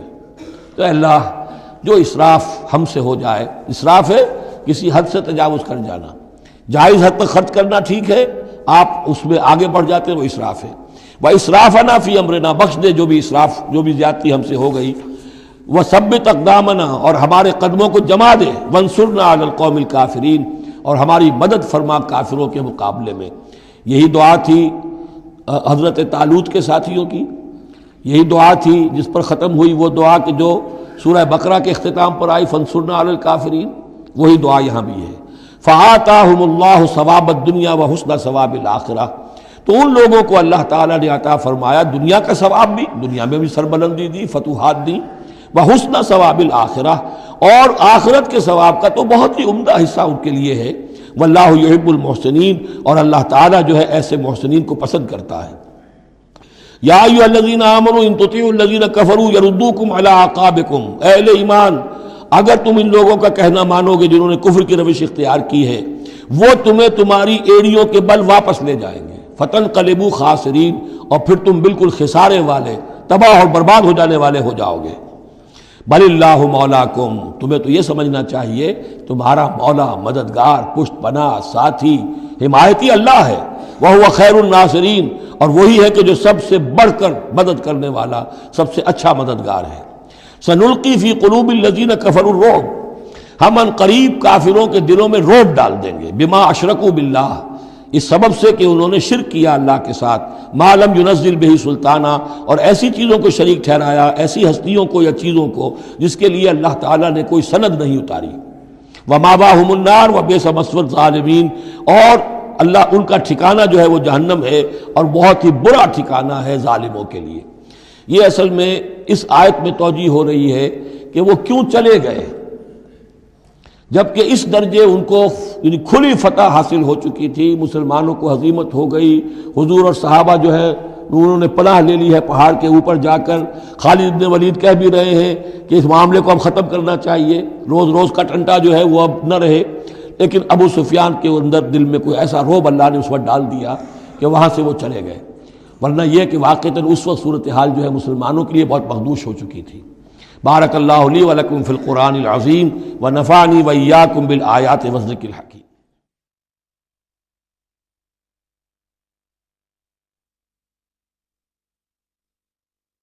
اعوذ باللہ من الشیطان الرجیم، بسم اللہ الرحمن الرحیم۔ وَلَقَدْ صَدَقَكُمُ اللَّهُ وَعْدَهُ إِذْ تَحُسُّونَهُم بِإِذْنِهِ حَتَّى إِذَا فَشِلْتُمْ وَتَنَازَعْتُمْ فِي الْأَمْرِ وَعَصَيْتُمْ مِنْ بَعْدِ مَا أَرَاكُمْ مَا تُحِبُّونَ مِنْكُمْ مَنْ يُرِيدُ الدُّنْيَا وَمِنْكُمْ مَنْ يُرِيدُ الْآخِرَةَ ثُمَّ صَرَفَكُمْ عَنْهُمْ لِيَبْتَلِيَكُمْ وَلَقَدْ عَفَا عَنْكُمْ وَاللَّهُ ذُو فَضْلٍ عَلَى الْمُؤْمِنِينَ صدق اللہ العظیم۔ پچھلی نشست میں ایک بات نامکمل رہ گئی تھی۔ حضور کے انتقال کے موقع پر میں نے جیسا کہ آپ کو بتایا کہ پھر حضرت ابو بکر جب تشریف لائے، انہوں نے پھر خطبہ دیا، اس میں یہ آیت بھی پڑھی، وما محمد الا رسول قد خلت من قبلہ الرسل افإن مات أو قتل انقلبتم على أعقابكم ومن ينقلب على عقبيه فلن يضر الله شيئا۔ لیکن اس کے ساتھ ہی پھر جو الفاظ انہوں نے خود فرمایا اپنی طرف سے وہ بہت ہی بڑے اہم الفاظ ہیں اور بڑی جو سمجھیے کہ ہمت اور جرت کا مظہر ہے. من کان یعبد محمدا فإن محمدا قد مات. جو کوئی بھی بندگی کرتا تھا پوجتا تھا محمد کی، وہ سن لے کہ محمد کا انتقال ہو گیا صلی اللہ علیہ وسلم. ومن کان یعبد اللہ فإن اللہ حی لا یموت. اور جو کوئی اللہ کی بندگی کرتا تھا، اللہ کو پوجتا تھا، وہ جان رکھے کہ اللہ تعالیٰ زندہ ہے، اس پر موت وارد نہیں ہوگی. اب ہم آگے چل رہے ہیں. وَلَقَدْ صَدَقَكُمُ اللَّهُ وَعْدَهُ. اب یہ جو عارضی شکست ہو گئی تھی اور مسلمانوں کو زخم پہنچی جس سے ان کے دل زخمی تھے، اس کے ضمن میں اب یہ بہت ہی قول فیصل کے انداز میں یہ آیت آئی ہے. وَلَقَدْ صَدَقَكُمُ اللَّهُ وَعْدَهُ. دیکھو مسلمانوں، تم ہم سے کوئی شکایت نہیں کر سکتے، اللہ نے تم سے اپنا وعدہ پورا کر دیا تھا. استحسونہم بإذنہ، جبکہ تم انہیں قتل کر رہے تھے اللہ کے حکم سے، تہتے کر رہے تھے، فتح ہو گئی تھی، ہمارا وعدہ پورا تھا. حتیٰ اذا فشلتم وتنازعتم فی الامر وعصیتم من بعد ما اراکم ما تحبون. یہاں تک کہ جب تم ڈھیلے پڑے، یہاں ڈھیلے کا ترجمہ کچھ اور بھی کیا گیا ہے، میرے نزدیک تم نے ڈسپلن کو ڈھیلا کیا. نظم جو ہے سم و طاعت، اور سم و طاعت میں ظاہر بات ہے کہ ایک ہی شخص کی اطاعت نہیں ہوتی. حضور صلی اللہ علیہ وسلم کی اطاعت بھی فرض تھی، اور حضور نے کسی کو امیر مقرر کیا، اس کی اطاعت بھی فرض تھی. آپ نے فرمایا من اطاعنی فقد اطاع اللہ. جس نے میری اطاعت کی اس نے اللہ کی اطاعت کی. ومن عصانی فقد عصى اللہ. جس نے میری نافرمانی کی اللہ کی نافرمانی کی. ومن اطاع امیری فقد اطاعنی.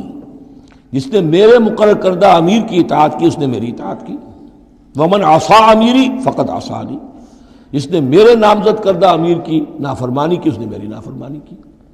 تو اگرچہ حضور کے قول کی تو انہوں نے تعویل کر لی تھی کہ حضور نے تو ہم سے کہا تھا وہ شکست کی صورت میں کہ اگر ہم سب بھی اللہ کی راہ میں قتل ہو جائیں، تم دیکھو کہ چیلے اور کوے ہمارا گوشت کھا رہے ہیں، تب بھی یہاں سے مت ہٹنا. تو ایک تعویل ہو گئی تھی. انہوں نے جان بوجھ کر حضور کے حکم کی خلاف ورزی نہیں کی، لیکن خلاف ورزی کی ہے جو لوکل کمانڈر تھے ان کے حکم کی. ومن عصا امیری فقط عصانی. یہ ہے اصل معاملہ اجتماعی زندگی کا. جب تک ڈسپلن جماعت نہ ہو، سم و طاعت جو ہے کسا ہوا نہ ہو، نظم جو ہے پورا نہ ہو. اب وہ درجہ بدرجہ ہوگا. فوج کا ایک سپہ سالار ہے، لیکن پوری فوج میں پھر کوئی داہنا بازو ہے، میسرہ ہے، میمنہ ہے، قلب ہے، پیچھے ہے، ہراول دستہ ہے. ہر ایک کا ایک کمانڈر ہے. اب وہاں پر یہ کہ اگر ان کے جو بھی احکام ہیں ان سے سرتابی ہوگی تو وہ فوج جو ہے پھر جو اس کا انجام ہوگا وہ آپ کو معلوم ہے. تو نظم تو ہے ایک جماعت کے اندر درجہ بدرجہ جو بھی نظام سم و طاعت ہے اس کے پورے کی پابندی کرنا.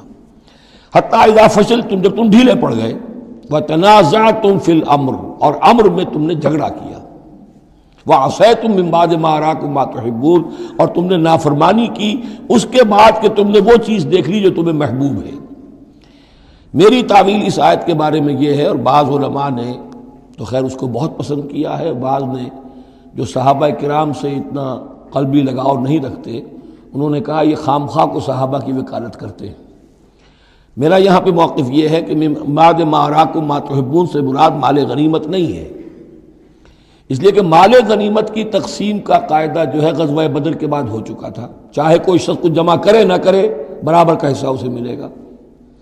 یہاں من بعد ما اراکم ما تحبون سے مراد فتح ہے، اور اس کے لیے قرآن یفصل بعضہ بعضا، سورہ صف کی وہ آیت وَأُخْرَىٰ تُحِبُّونَهَا نَصْرٌ مِّنَ اللَّهِ وَفَتْحٌ قَرِیب. گویا کہ یہاں بندہ مومن کو دنیاوی کامیابی کو بھی اپنا مقصود نہیں بنانا ہے. کامیابی کسے پسند نہیں ہے؟ مقصود نہیں. مقصود ہے اللہ کی رضا جوئی اور اپنا فرض ادا کرنا. مقصود یہ رہے. باقی کامیابی ہو ناکامی ہو جو کچھ بھی ہو اللہ کی مرضی ہے، اللہ کی حکمت ہے. اللہ کب فتح لانا چاہتا ہے وہ بہتر جانتا ہے. تو یہاں من بعد ما اراکم ما تحبون اکثر نے یہ سمجھا ہے کہ اس سے مراد ہے مال غنیمت کی طلب میں وہ وہاں پہرا چھوڑ کر چلے گئے. میرے نزدیک یہ بات صحیح نہیں ہے. یہاں پر ما تحبون سے مراد فتح ہے.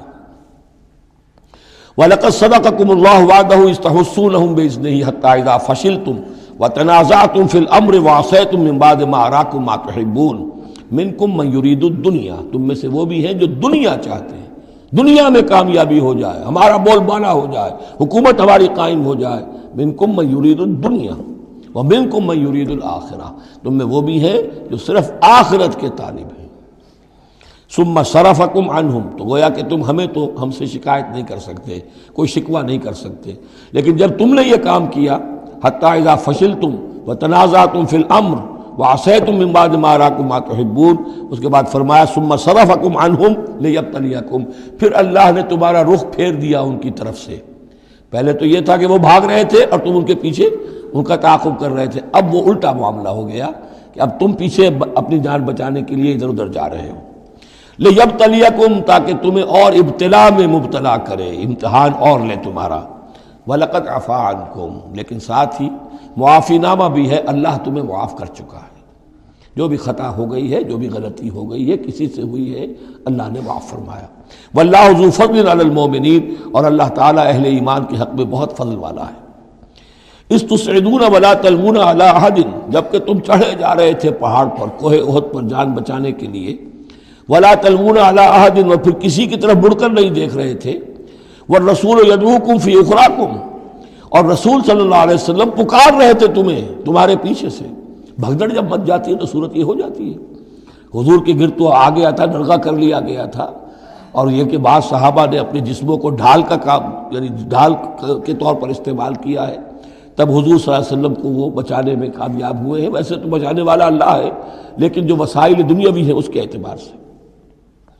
فَأَصَابَكُمْ غَمًّا بِغَمٍّ لِكَيْ لَا تَحْزَنُوا عَلَىٰ مَا فَاتَكُمْ، پھر اللہ تم پر غم کے بعد غم مسلسل ڈالتا رہا، تاکہ تم غمگین نہ ہوا کرو اس پر کہ جو تم سے تمہارے ہاتھ سے جاتا رہے، وَلَا مَا أَصَابَكُمْ، اور نہ اس تکلیف پر جو تم پر پڑے۔ یعنی رنج سے خوگر ہوا انسان تو مٹ جاتا ہے رنج۔ آدمی کو اگر کبھی اتفاقاً ہی کوئی رنج ہوتا ہو ایک، تو وہ رنج کا اثر بہت رہے گا، لیکن جب یہ ہے کہ پے بپے رنج آ رہے ہوں، اور سب سے بڑا رنج جو آیا وہ حضور کے انتقال کی خبر جب اڑ گئی، تو اپنے تن بدن کا تو ہوش ہی نہیں رہا کہ کسی کو کیا زخم لگا ہوا ہے، اور خود اس کا کوئی بازو کٹا ہوا ہے۔ اس طریقے سے اللہ تعالیٰ نے ان کے جو اس وقت کی کیفیت تھی اس میں ایک تخفیف پیدا کر دی۔ واللہ خبیر بما تعملون، اور اللہ تعالیٰ باخبر ہے اس سے جو تم کر رہے تھے۔ ثم انزل علیکم من بعد الغم امنۃ، پھر اس غم کے بعد اللہ تعالیٰ نے تم پر ایک اونگ، نیند سی طاری کر دی، نعاسن امنۃ نعاسن، یغشا طائفۃ منکم، کہ جو تم میں سے ایک گروہ کے اوپر جو ہے وہ طاری ہو گئی۔ اور یہ نیند جو آتی ہے یہ اطمینان قلب کا مظہر ہوتی ہے، کہ جیسے اب سب کچھ انسان نے بھلا دیا، اور یہ کہ ایک اس کی کیفیت جو ہے ہو گئی ہے، تو یہ اللہ کی رحمت کے طور پر ہوا۔ وَطَائِفَةٌ قَدْ أَهَمَّتْهُمْ أَنفُسُهُمْ يَظُنُّونَ بِاللَّهِ غَيْرَ الْحَقِّ، البتہ ایک گروہ ایسا تھا کہ جنہیں اپنی جانوں کی پڑی ہوئی تھی، اور وہ اللہ کے بارے میں ناحق گمان کر رہا تھا، ظن الجاہلیہ، جہالت والے گمان کر رہا تھا۔ یعنی اگر کوئی بچے کھچے منافقین بھی رہ گئے تھے عبداللہ ابن ابی کے 3 سے آدمیوں کے جانے کے بعد، اگر کوئی 2-4 ہوں، تو ان کا حال یہ تھا کہ اس وقت انہیں اپنی جانوں کے لالے پڑے ہوئے تھے۔ جب یہ کیفیت ہو تو وہ اونگ کیسے آئے گی؟ تو ان کا تو حال یہ تھا کہ ان کے دل میں وسوسے آ رہے تھے کہ اللہ نے تو مدد کا وعدہ کیا تھا، وہ مدد تو پھر جھوٹی ہو گئی، بات تو اللہ کا جو ہے اللہ کی بات سچی ثابت نہیں ہوئی۔ ظن جاہلیت ان کے دماغوں میں پیدا ہو رہا تھا۔ وَطَائِفَةٌ قَدْ أَهَمَّتْهُمْ أَنفُسُهُمْ، انہیں اپنی جانوں کے لالے پڑ گئے، يَظُنُّونَ بِاللَّهِ غَيْرَ الْحَقِّ ظَنَّ الْجَاهِلِيَّةِ، وہ اللہ کے بارے میں گمان کر رہے تھے ناحق، کیونکہ جاہلیت کا ظن تھا۔ يَقُولُونَ هَلْ لَنَا مِنَ الْأَمْرِ مِنْ شَيْءٍ، اور وہ کہہ رہے تھے کہ ہمارے لیے بھی کوئی اختیار میں حصہ ہے یا نہیں۔ ہو سکتا ہے یہ وہ لوگ ہوں جنہوں نے اس وقت بھی مشورہ دیا تھا کہ جیسے حضور کی رائے تھی کہ مدینے کے اندر ہی محصور رہ کر جنگ کی جائے، ہماری بات نہیں مانی گئی تو ہمارا بھی کوئی اختیار ہے کہ نہیں، ساری بات محمد کی چلے گی صلی اللہ علیہ وسلم۔ یہ بھی جماعتی زندگی میں ہوتا ہے، انسان جو ہے پسند نہیں کرتا، ہر شخص چاہتا ہے میری بات بھی ہو، میری بات کو بھی مانا جائے، میری رائے جو ہے وہ بھی چلے۔ آخر ہم سب اپنے امیر کی رائے ہی مانتے رہیں، کیسے ہوگا؟ تو حل لنا من الامر من شیء، وہ ہمارے بھی اختیار میں کچھ ہے یا نہیں، ہمارا بھی کوئی اختیار ہے کہ نہیں؟ قل، کہہ دیجئے ان الامر کلہ للہ، امر اور اختیار تو کل کا کل اللہ کے لیے ہے۔ یخفون فی انفسہم ما لم یبدون لک، اے نبی یہ اپنے دل میں وہ بات چھپا رہے ہیں ما لا یبدون لک، جو آپ پر ظاہر نہیں کر رہے۔ ان کے دل میں کیا ہے اب اللہ کھول کر بتا رہا ہے۔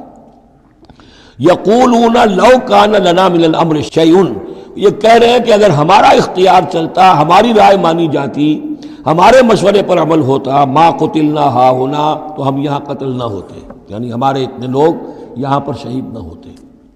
قل، اے نبی ان سے کہیے، لو کنتم فی بیوتکم، اگر تم سب کے سب اپنے گھروں میں ہوتے، لبرز الذین کتب علیہم القتل، تب بھی جن لوگوں کے حق میں اللہ کا فیصلہ ہو چکا تھا کہ وہ قتل ہوں، وہ تو کشا کشا میدان میں پہنچ جاتے، الی مضاجعہم، جو بھی ان کے کھیت رہنے کی جگہیں تھیں اللہ کے علم میں، انہیں وہاں پہنچ جانا تھا۔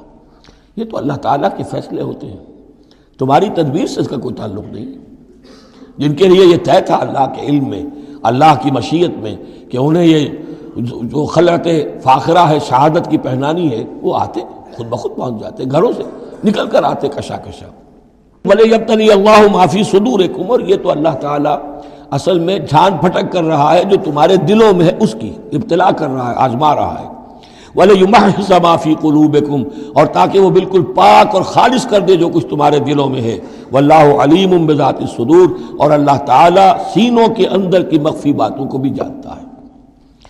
ان الذین تولوا منکم یوم التقى الجمعان، وہ لوگ کہ جو میدان جنگ سے چلے گئے اس دن جس دن کی دو جمعیتیں ایک دوسرے کے مقابلے میں آئیں۔ یہ تذکرہ ہو رہا ہے کچھ ایسے حضرات کا کہ جو جنگ کی جب شدت ہوئی تو وہ جان بچانے کے لیے، جیسے کچھ لوگ کوہ احد پر چڑھے تھے، وہ ذرا اس سے آگے بڑھ کر میدان ہی سے فرار کر گئے۔ ان میں حضرت عثمان رضی اللہ تعالیٰ عنہ کا نام بھی آتا ہے۔ اب وہ کیفیت ایسی اضطراری کیفیت تھی کہ اس میں کسی سے کسی ضعف کا، کمزوری کا اظہار ہو جائے تو وہ بالکل ایک قرین قیاس بات ہے۔ جب حضرت عمر سے اظہار ہو گیا تو اور بہرحال حضرت عثمان رضی اللہ تعالیٰ عنہ کا درجہ تو ان کے بعد ہی ہے، وہ جذبات میں آ کر تلوار چھوڑ کر بیٹھ گئے۔ تو اسی طرح کی بات ہے، ان الذین تولوا منکم یوم التقى الجمعان، بے شک وہ لوگ جو ہٹ گئے میدان سے، فرار کی راہ اختیار کر گئے جس دن کے دو فوجیں آپس میں لڑی، انما استزلهم الشیطان بعض ما کسبوا، یہ اصل میں شیطان نے ان کے پاؤں پھسلا دیے تھے ان کے بعض افعال کی وجہ سے۔ کوئی کسی وقت تقصیر ہو گئی ہے، کوئی کوتاہی کسی وقت ہو گئی ہے، اور وہ ہر ایک سے ہو سکتی ہے، معصوم تو صرف نبی ہوتے ہیں۔ اس کی وجہ سے شیطان کو پھر موقع مل جاتا ہے کہ کسی موقع پر وہ اڑنگا لگا کر اس شخص کو، خواہ وہ کتنا ہی نیک ہو اور کتنا ہی صاحب رتبہ ہو، پھر یہ کہ کہیں کسی جگہ پھسلا دے۔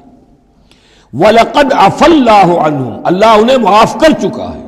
یہ الفاظ بہت اہم ہیں، اس لیے کہ اہل تشیع نے اس چیز کو بہت اچھالا ہے۔ حضرت عثمان کی جو ہے وہ توہین کرتے ہیں، ان کے اوپر تنقید کرتے ہیں کہ یہ تو بھاگ گئے تھے میدان جنگ سے پیٹ دکھا کر، اب وہاں یہ بھول جاتے ہیں کہ اللہ تعالیٰ نے تو اعلان کیا ہے ان کی معافی کا، چاہے حضرت عثمان تھے یا اور بھی تھے۔ وَلَقَدْ عَفَا اللَّهُ عَنْهُمْ، اللہ انہیں معاف کر چکا ہے۔ اب کسی مسلمان کے لیے جائز نہیں ہے کہ ان پر زبان طعن دراز کرے۔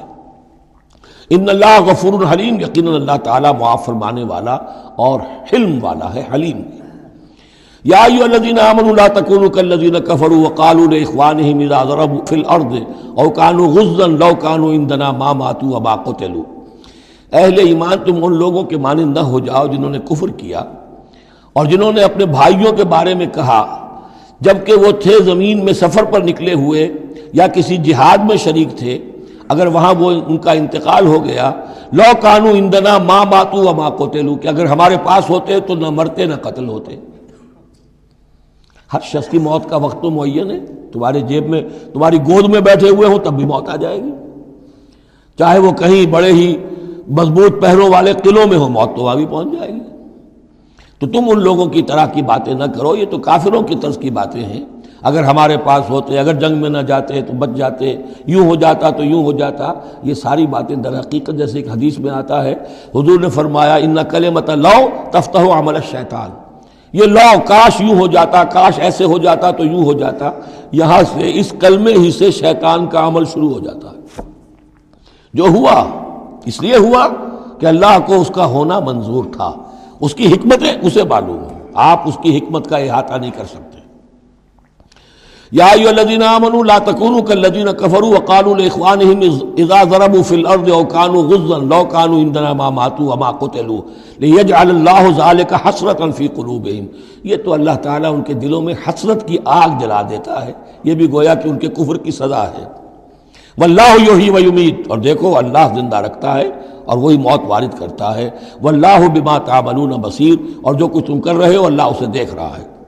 وَلَئِن قُتِلْتُمْ فِي سَبِيلِ اللَّهِ، اگر تم اللہ کی راہ میں قتل ہو جاؤ، او متم، یا تمہارا ویسے ہی انتقال ہو جائے، موت آ جائے، او متم لَمَغْفِرَةٌ مِّنَ اللَّهِ وَرَحْمَةٌ خَيْرٌ مِّمَّا يَجْمَعُونَ، تو چاہے اللہ کی راہ میں قتل ہو جاؤ یا ویسے موت آ جائے، اللہ تعالیٰ کی طرف سے جو مغفرت تمہیں ملے گی وہ اور رحمت ملے گی وہ کہیں بہتر ہے ان چیزوں سے جو تم جمع کر رہے ہو۔ اور 10 سال جی لیتے تو کیا کر لیتے، اور کچھ جمع کر لیتے۔ اللہ تعالیٰ نے شہادت کی موت دے دی، اس سے بڑی اور تمہارے لیے شہادت کون سی ہوگی؟ وَلَئِن مُتُّمْ أَوْ قُتِلْتُمْ لَإِلَى اللَّهِ تُحْشَرُونَ، اور چاہے تمہیں بستروں پر موت آئے، چارپائیوں پر جان نکلے، اور چاہے تم قتل ہو، ہر حال میں تمہیں بہرحال اللہ کی جناب میں جمع کر دیا جائے گا، گھیراؤ کر کے تمہارا وہاں لے جایا جائے گا۔ آخری منزل تو وہی ہے۔ فرق کیا ہے کہ بستر پر پڑے ہوئے دم توڑ رہے ہیں یا یہ کہ میدان جنگ کے اندر شہید ہو گئے۔ فَبِمَا رَحْمَةٍ مِّنَ اللَّهِ لِنتَ لَهُمْ، یہ آیت بھی بڑی اہم ہے سورہ مبارکہ کی۔ اجتماعی زندگی، جماعتی زندگی، جو بھی امیر ہوں، صاحب امر ہوں، جن کے پاس ذمہ داریاں ہوں، ان کے تحت ان کے ساتھی ہیں، آخر وہ انسان ہیں، ان کے بھی جذبات ہیں، ان کے بھی احساسات ہیں، ان کی عزت نفس بھی ہے، ان کے ساتھ نرمی کی جانی چاہیے، سختی نہیں۔ کوئی ملازم ہے، ملازم کے ساتھ آپ سختی کر سکتے ہیں، لیکن یہ تو والنٹیئرس ہیں، جو بھی آیا ہے، جو بھی حضور کے ساتھ تھا کون تھا؟ وہ کوئی تنخواہ یافتہ سپاہی تو نہیں تھا، وہ کوئی مرسنریز تو نہیں تھے، یہ لوگ آئے ہیں ایمان کی وجہ سے آئے ہیں۔ اب بھی کوئی جماعت ہے، دینی جماعت بنی ہے، تو جو بھی لوگ اس میں کام کر رہے ہیں تو وہ جو ساتھی ہیں ان کے ساتھ ان کے امراء کو نرم رویہ اختیار کرنا چاہیے۔ فَبِمَا رَحْمَةٍ مِّنَ اللَّهِ لِنتَ لَهُمْ، تو یہ تو اللہ کی رحمت کی بات ہے، اللہ کی رحمت کا مظہر ہے نبی کہ آپ ان کے حق میں بہت نرم ہیں۔ وَلَوْ كُنْتَ فَظًّا غَلِيظَ الْقَلْبِ، اور اگر ہوتے آپ تند خو اور سخت دل، لَانفَضُّوا مِنْ حَوْلِكَ، تو یہ آپ کے ارد گرد سے منتشر ہو جاتے، آپ کو چھوڑ کر چلے جاتے۔ کوئی کارواں سے ٹوٹا، کوئی بدگما حرم سے، کہ امیر کارواں میں نہیں خوئے دل نوازی۔ فاعف عنہم، اب چونکہ اتنی بڑی غلطی ہوئی تھی، بہت بڑا چرکا لگ گیا تھا مسلمانوں کو، حضور سے کہا جا رہا ہے اپنے ان ساتھیوں کے بارے میں بھی اپنے دل میں میل مت آنے دیجیے۔ غلطی ہو گئی ہے، کوتاہی ہو گئی ہے، اللہ نے معاف کر دیا ہے، فاعف عنہم، تو آپ بھی انہیں معاف کر دیں، عام حالات میں بھی معاف کرتے رہا کریں۔ واستغفر لہم، جو خطا ہو گئی یا ہو جائے اس پر استغفار کیا کریں ان کے لیے۔ وشاورہم فی الامر، اور یہ نہ کریں کہ اب آئندہ ان کی کوئی بات نہیں سننی، نہیں، مشورے میں شامل رکھیے ان کو بھی، اور ان سے مشورہ کرتے رہا کیجئے امر میں۔ اس سے بھی باہمی اعتماد پیدا ہوتا ہے کہ ہمارا امیر ہم سے مشورہ کرتا ہے، ہماری بات کو اہمیت دیتا ہے۔ یہ بھی گویا کہ در حقیقت اجتماعی زندگی کے لیے بہت ہی ضروری بات ہے۔ فَإِذَا عَزَمْتَ، البتہ جب مشورے کے بعد آپ کا دل ٹھک جائے، آپ ایک ارادہ کر لیں، فیصلہ کر لیں، فَتَوَكَّلْ عَلَى اللَّهِ، تو اب کسی شخص کی بات کی پرواہ نہ کیجئے، پھر توکل سارا اللہ کی ذات کے اوپر۔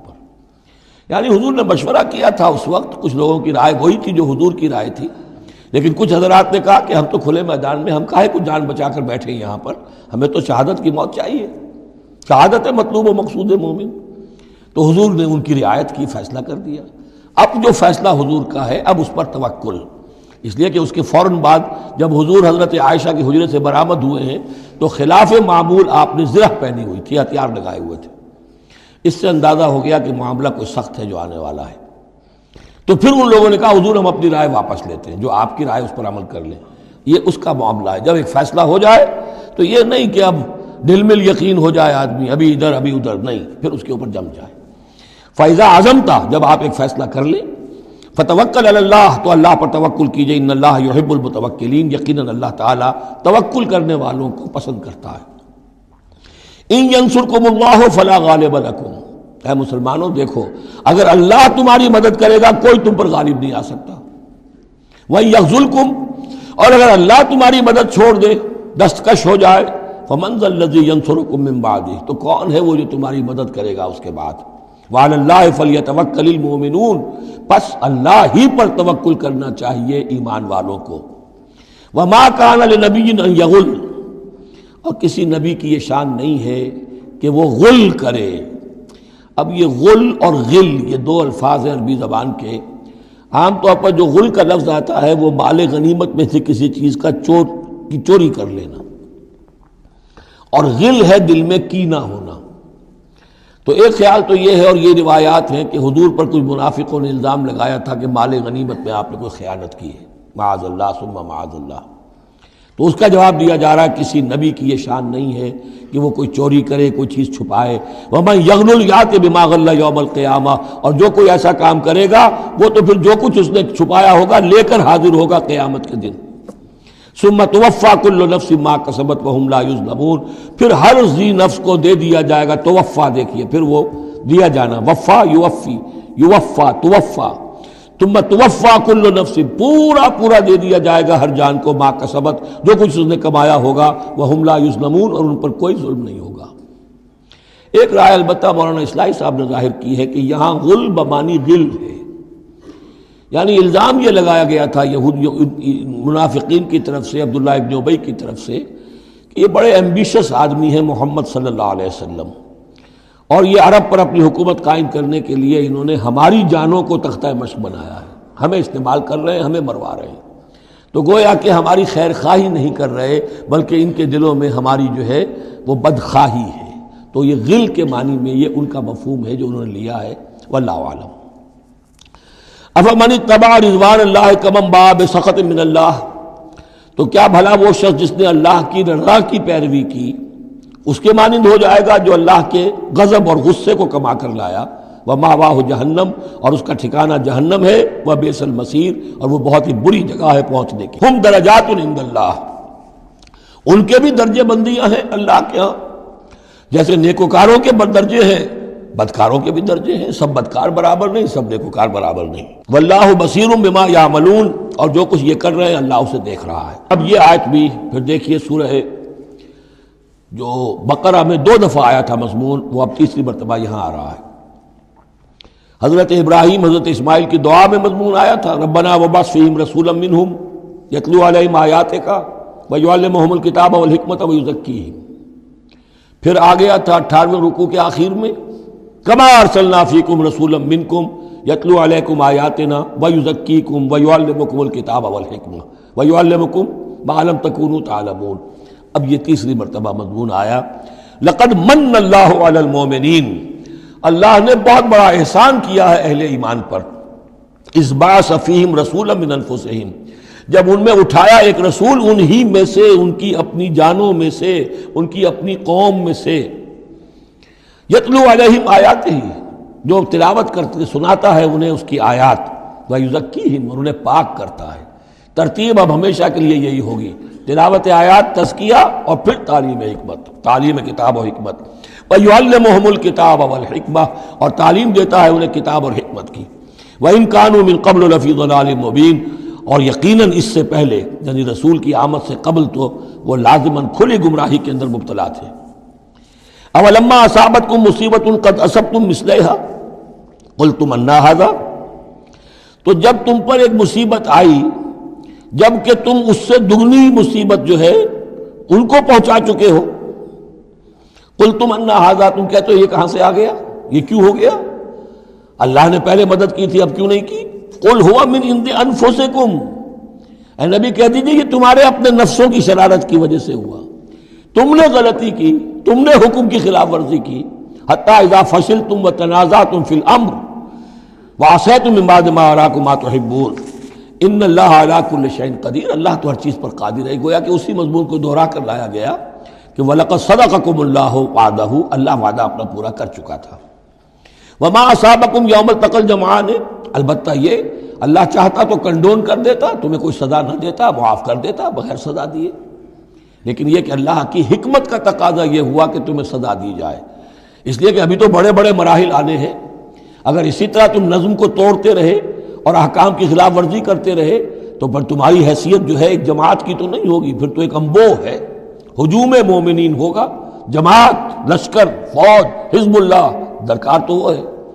وما اصابکم یوم التقى الجمعان، اور جو بھی مصیبت تم پر آئی ہے اس دن جس دن کے دونوں لشکر بھڑ گئے تھے آپس میں، فباذن اللہ، وہ اللہ کے اذن سے آئی ہے، بغیر اللہ کے اذن کے تو یہ تکلیف نہیں آ سکتی تھی۔ وَلِيَعْلَمَ الْمُؤْمِنِينَ، اور یہ اس لیے کہ اللہ جان لے کہ کون ہے اصل مومن، حقیقی مومن، صابر مومن، جو مستقیم مومن ہے۔ وَلِيَعْلَمَ الَّذِينَ نَافَقُوا، اور تاکہ دیکھ لے کہ کون ہے منافق۔ اور یہاں اصل ترجمہ ہم کرتے ہیں تاکہ اللہ ظاہر کر دے کہ کون ہے مومن اور ظاہر کر دے کہ کون ہے منافق۔ کھل گیا کہ نہیں؟ 300 کو لے کر عبداللہ ابن ابی چلا گیا تو اب سب کو پتہ تو چل گیا، آئندہ ان کی بات پر اعتبار تو نہیں کریں گے، وہ چکنی چپڑی باتیں کریں گے تو ان کی باتیں جو ہے کان لگا کے سنیں گے تو نہیں۔ تو اللہ تعالیٰ نے چاہا کہ who's who and what is what یہ بالکل مبرہن ہو جائے، واضح ہو جائے۔ وقیل لہم تعالوا، اب یہاں وہ تذکرہ ہو رہا ہے آخر میں اس واقعے کا کہ جب کہ عبداللہ ابن ابی 300 آدمیوں کو لے کے واپس چلا گیا، اس وقت کچھ لوگوں نے اس سے کہا ہوگا کہ کہاں جا رہے ہو بے وقوفو، اس وقت تو لشکر سامنے آمنے سامنے کھڑے ہیں اور 300 آدمی نکل جائیں 1000 میں سے تو بقیہ جو باقی ہیں ان کے بھی کچھ نہ کچھ دلوں میں کمزوری پیدا ہوگی، جیسے کہ بنو حارثہ اور بنو سلمہ کے اندر کمزوری عارضی طور پر پیدا ہو گئی تھی۔ تو سمجھانے والوں نے جب کہا وقیل لہم تعالوا قاتلوا فی سبیل اللہ، اب ادفعوا، آؤ بھائی آؤ، کہاں جا رہے ہو، اللہ کی راہ میں قتال کرو یا دفاع کرو۔ دفاع ہو رہا ہے، اب تو مدینے کے اوپر حملہ ہوگا تو کیا ہوگا؟ اگر یہاں پر یہ لشکر جو ہے شکست کھا گیا تو کیا تمہاری بہو بیٹیاں جو ہے پھر آ کر وہ انہیں لے کر اپنی باندیاں بنا کر نہیں لے جائیں گے؟ اللہ کی راہ میں جنگ کرو، اگر یہ نہیں تو کم سے کم اب دفاع جو ہے مدینے کا اس کے لیے تو کھڑے رہو۔ قالوا لو نعلم قتالا لاتبعناکم، ان کا اگر ہم سمجھتے کہ جنگ ہونی ہے تو ہم ضرور تمہارا ساتھ دیتے۔ یعنی یہ تو در حقیقت نورا کشتی ہو رہی ہے، یہ حقیقت میں جنگ ہے ہی نہیں۔ یہ محمد کے ساتھی جو مہاجرین آئے ہیں مکے سے اور یہ جو مکے سے اب آئے ہیں چڑھ کر، یہ سب ایک ہیں کہ تھیلے کے چٹے بٹے ہیں اور ہمارا ان سے کوئی سروکار نہیں۔ لو نعلم قتالا لاتبعناکم ہم للکفر یومئذ اقرب منہم للایمان، اس دن وہ ایمان کی نسبت کفر سے قریب تر تھے۔ یقولون بافواہہم ما لیس فی قلوبہم، وہ اپنے منہوں سے وہ بات کہہ رہے ہیں جو ان کے دلوں میں نہیں ہے۔ واللہ عالم بما یکتمون، اور جو کچھ وہ چھپا رہے ہیں وہ اللہ کے علم میں ہے۔ الذین قالوا لاخوانہم وقعدوا لو اطاعونا ما قتلوا، یہ وہ لوگ ہیں کہ جنہوں نے کہا، ان کے جو بھائی جو وہاں پر مسلمان صادق الایمان تھے جو وہاں شہید ہو گئے، تو جو لوگ بیٹھے رہے تھے انہوں نے کہا لو اطاعونا ما قتلوا، اگر وہ بھی ہمارے ساتھ آ گئے ہوتے، ساتھ ہمارے چلے آتے، 300 ہم آئے تھے، وہ اور بھی آ جاتے تو قتل نہ ہوتے۔ قل فادرؤوا عن انفسکم الموت ان کنتم صادقین، تو اے نبی ان سے کہیے اچھا اگر سچے ہو تو اپنی جانوں سے موت کو ہٹا کر دکھاؤ۔ کیا موت سے بچے رہو گے؟ کیا موت یہاں گھروں میں نہیں آئے گی؟ ولا تحسبن الذین قتلوا فی سبیل اللہ امواتا، اب وہ پھر آیت آ گئی 19ویں رکوع کی، ولا تقولوا لمن یقتل فی سبیل اللہ امواتا بل احیاء ولکن لا تشعرون، سورہ بقرہ اس کے 19ویں رکوع کی آیت ہے۔ اور یہاں ولا تحسبن الذین قتلوا فی سبیل اللہ امواتا، ہرگز نہ سمجھنا ان لوگوں کو جو اللہ کی راہ میں قتل ہو جائیں کہ وہ مردہ ہیں، بل احیاء، بلکہ وہ تو زندہ ہیں، عند ربہم یرزقون، اپنے رب کے پاس انہیں رزق مل رہا ہے، رزق پا رہے ہیں۔ فرحین بما آتاہم اللہ من فضلہ، وہ تو خوشیاں منا رہے ہیں، شادیانے بجا رہے ہیں جو کچھ اللہ نے ان اپنے فضل سے ان کو عطا کیا ہے۔ وَيَسْتَبْشِرُونَ بِالَّذِينَ لَمْ يَلْحَقُوا بِهِم مِّن خَلْفِهِمْ، اور ابھی وہ خوش وقت ہو رہے ہیں، خوشخبریاں حاصل کر رہے ہیں کہ ہمارے اور بھائی بھی جو پیچھے رہ گئے، ابھی شہادت کی خلت انہیں نہیں ملی، وہ بھی آئیں، اور جو ہمیں اللہ تعالیٰ نے ناز و نعم کے اندر اس وقت رکھا ہوا ہے اس سے وہ بھی شاد کام ہوں جو ان کے پیچھے ہیں۔ اللہ خوف علیہم ولا هم يحزنون، کہ ان پر کوئی نہ خوف ہوگا اور نہ وہ کسی حزن سے دوچار ہوں گے۔ یستبشرون بنعمت من اللہ وفضل، اور وہ تو خوشیاں منا رہے ہیں اللہ تعالیٰ کی نعمت کی وجہ سے اور اس کے فضل کی بنا پر، وَأَنَّ اللَّهَ لَا يُضِيعُ أَجْرَ الْمُؤْمِنِينَ، اور یہ اس بات پر کہ اللہ تعالیٰ اہل ایمان کے اجر کو ضائع نہیں کرتا۔ الَّذِينَ اسْتَجَابُوا لِلَّهِ وَالرَّسُولِ مِن بَعْدِ مَا أَصَابَهُمُ الْقَرْحُ۔ اب یہاں اصل میں جو آیات آ رہی ہیں اس کے بارے میں دو قسم کی روایات ہیں تاریخ کی۔ ایک تو پختہ واقعہ یہ ہے کہ حضور صلی اللہ علیہ وسلم نے جب یہ پتہ چل گیا کفار چلے گئے، اب جو بھی کچھ ضروری کام تھے وہ کیے، جو بھی شہداء تھے دفنایا، پھر اچانک آپ کو خیال آیا کہ یہ کفار چلے گئے ہیں، لیکن ہو سکتا ہے انہیں اپنی غلطی کا احساس ہو کہ مسلمان جو ہیں اس وقت تو یوں سمجھیے کہ وہ بالکل اس حالت میں تھے کہ ہم ختم کر سکتے تھے، کہیں دوبارہ نہ آ جائے، سیکنڈ تھاٹ نہ ہو۔ تو آپ نے فیصلہ کیا لوگوں مسلمانوں چلو تعاقب کرو، تاکہ انہیں معلوم ہو جائے کہ ہماری ہمت ہاری ہوئی نہیں ہے، انہیں پتہ چلے گا کہ مسلمان اس وقت بھی اس کیفیت میں کہ ہمارے تعاقب میں آ رہے ہیں، تو پھر وہ جرأت نہیں کریں گے۔ تو اس وقت اہل ایمان جو تھے انہوں نے اس کے باوجود کہ جسم جو ہے زخموں سے چور چور تھے، اتنا بڑا صدمہ پہنچا تھا، پھر وہ تیار ہو گئے اور حضور 8 میل تک ہمراہ الاسد تک چل کر آئے مدینے سے باہر۔ اور وہاں جو ہے ابو سفیان کو وہ خیال فی الواقع آ چکا تھا اور وہ لوٹنے کی فکر کر رہا تھا۔ ایک تاجر ادھر سے آ رہا تھا، اس نے کہا تھا جا کے مسلمانوں سے بتا دو کہ میں بہت بڑا لشکر لے کر آ رہا ہوں فوراً۔ تو آ کر انہوں نے کہا بھی، لیکن اس کے بعد انہوں نے کہا کہ جو بھی ہو سو ہو، جو اللہ کا حکم ہے اس کے رسول کا حکم ہے، ہم تو کمر کس کے آ گئے ہیں۔ اسی طرح کا واقعہ بیان ہوتا ہے کہ ابو سفیان جاتے ہوئے یہ کہہ گیا تھا کہ اب اگلے سال دوبارہ ملاقات ہوگی بدر میں، یعنی 1 سال پہلے بدر میں جنگ ہوئی تھی، اب 1 سال کے بعد جو ہے یہ احد میں ہم آ گئے مدینے پر حملہ آور ہو کر، اب ہمارے تمہارے درمیان تیسرا مقابلہ بدر میں ہوگا اگلے سال، وہ بدر صغریٰ کہلاتا ہے۔ تو حضور اس کے لیے نکلے، گئے بدر تک۔ ادھر سے ہی ابو سفیان اپنا پورا لشکر لے کر آئے اور اس مرتبہ پھر وہی کیا کہ کچھ لوگوں کے ذریعے سے ہراسمنٹ پیدا کی، خوف پیدا کیا کہ لوگوں کیا کر رہے ہو بے وقوفو، وہ قریش تو بہت بڑا لشکر لے کر آ رہے ہیں، بہت بڑا لشکر لے کر آ رہے ہیں۔ تو اس کے جواب میں مسلمانوں نے وہ صبر والے کلمات کہے جو آ رہے ہیں۔ تو یہ دونوں یہ الفاظ جو ہیں، یہ آیات دونوں پر منطبق ہو سکتی ہیں۔ الذین استجابوا للہ والرسول من بعد ما اصابہم القرح، جن لوگوں نے لبیک کہی اللہ کی پکار پر اور رسول کی پکار پر اس کے بعد کہ انہیں چرکے لگ چکے تھے، زخم ان کے جسم زخمی تھے۔ للذین احسنوا منہم واتقوا اجر عظیم، یقیناً ایسے محسنین اور متقین کے لیے بہت بڑا اجر ہے۔ الذین قال لهم الناس ان الناس قد جمعوا لكم، جنہیں آ کر خبردار کیا تھا اور جن کو خوف دلایا تھا لوگوں نے کہ دیکھو لوگ بڑی جمع ہو گئے ہیں، بڑی قوت بڑی جمعیت آ رہی ہے، فخشوہم، ان سے ڈرو، فزادہم ایمانا، اس سے ان کے ایمان میں اور اضافہ ہو گیا۔ وقالوا حسبنا اللہ ونعم الوکیل، اور انہوں نے کہا اللہ ہمارے لیے کافی ہے اور اس کا سہارا سب سے اچھا سہارا ہے۔ فانقلبوا بنعمت من اللہ، ابو سفیان کو جب پتہ چلا کہ محمد تو ہمارے تعاقب میں آ رہے ہیں تو انہوں نے عافیت اسی میں سمجھی کہ وہ پھر سیدھا مکہ کی طرف رخ کر لیا۔ اور یہی معاملہ ہوا ہے کہ بدر صغریٰ جو دوسری مرتبہ وہ بدر میں آنے کا، جب اس نے سنا کہ محمد الرسول اللہ تو اپنے پورے ساتھیوں کے ساتھ آ گئے ہیں، تو کوئی کنی کترا کر اور طرح دے کر نکل گیا، مقابلے میں نہیں آیا۔ فانقلبوا بنعمت من اللہ، تو وہ لوٹ آئے اللہ تعالیٰ کے انعام سے، نعمت سے، وفضل، اور اس کے فضل سے، لم یمسسہم سوء، کوئی برائی ان کو مس نہ کر سکی، کوئی تکلیف نہیں پہنچی، آزمائش تھی وہ اللہ نے کر لی۔ واتبعوا رضوان اللہ، انہوں نے تو اللہ کی رضا کی پیروی کی۔ واللہ ذو فضل عظیم، اور یقیناً اللہ تعالیٰ بڑے فضل کا مالک ہے۔ انما ذالکم الشیطان یخوف اولیاء، اے مسلمانوں یہ شیطان ہے جو تمہیں ڈراتا ہے اپنے ساتھیوں سے۔ وہ چاہتا ہے کہ اس کے جو ساتھی کفار ہیں، حزب الشیطان ہے، وہ اس کا خوف تمہارے اوپر قائم کر دیں۔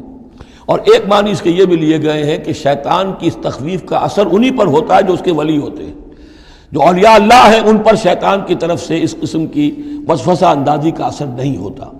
ذالکم الشیطان یخوف اولیاءہ، وہ ڈراتا ہے تمہیں اپنے دوستوں سے، یا ڈراتا ہے اپنے دوستوں کو جو شیطان کے ساتھ رشتہ رکھتے ہیں، جو اس کی باتیں سنتے ہیں، انہی پر اثر ہوتا ہے شیطان کی طرف سے اس قسم کی وسوسہ اندازیوں کا۔ فلا تخافوہم، تو تم ان سے مت ڈرو، وخافونی، مجھ سے ڈرو، ان کنتم مومنین، اگر تم مومن صادق ہو۔ ولا يحزنک الذین یسارعون فی الکفر، اور اے نبی یہ لوگ جو کفر کے معاملے میں اس قدر سرگرمی دکھا رہے ہیں، بھاگ دوڑ کر رہے ہیں، وفد جا رہے ہیں ادھر سے ادھر، یہودیوں کے وفد جا رہے ہیں مکے کہ آؤ چڑھائی کرو، ہم اندر سے تمہاری مدد کریں گے۔ اب یہ جو یوں سمجھیے جسے آج کل آپ کہتے ہیں کہ بڑی ڈپلومیٹک ایکٹیویٹی ہو رہی ہے اس وقت، ادھر ادھر جو پھر رہے ہیں، تو اے نبی اس سے آپ کوئی رنجیدہ نہ ہو، کچھ نہیں ہوگا۔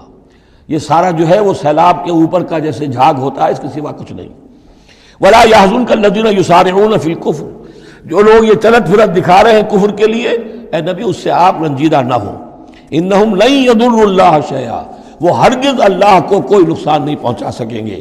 یرید اللہ اللہ یجعل لہم حظا فی الآخرہ، یہ تو اللہ کے اس فیصلے کا ظہور ہے کہ اللہ نہیں چاہتا کہ ان کا کوئی حصہ آخرت میں ہو.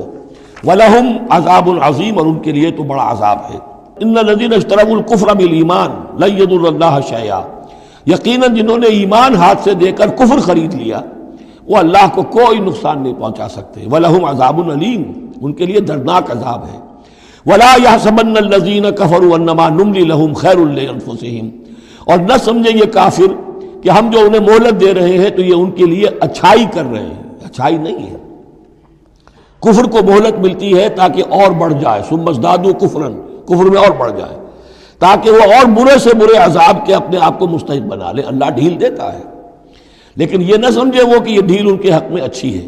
ولا يحسبن الذين كفروا انما نملي لهم خير لانفسهم انما نملي لهم ليزدادوا اثما، یہ ہم ان کی رسی دراز کرتے ہیں، ڈھیل دیتے ہیں تاکہ اور گناہ کما لیں.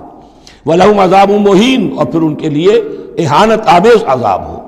مَا كَانَ اللَّهُ لِيَذَرَ الْمُؤْمِنِينَ، یہ آیت پھر بہت اہم آ گئی ہے کہ اللہ تعالیٰ کی طرف سے یہ آزمائشیں کیوں آتی ہیں، اپنے نیک بندوں کو، اپنے صالح بندوں کو ان تکلیفات میں کیوں ڈالتا ہے، حالانکہ وہ تو قادر مطلق ہے، آنے واحد میں جو چاہے کر دے.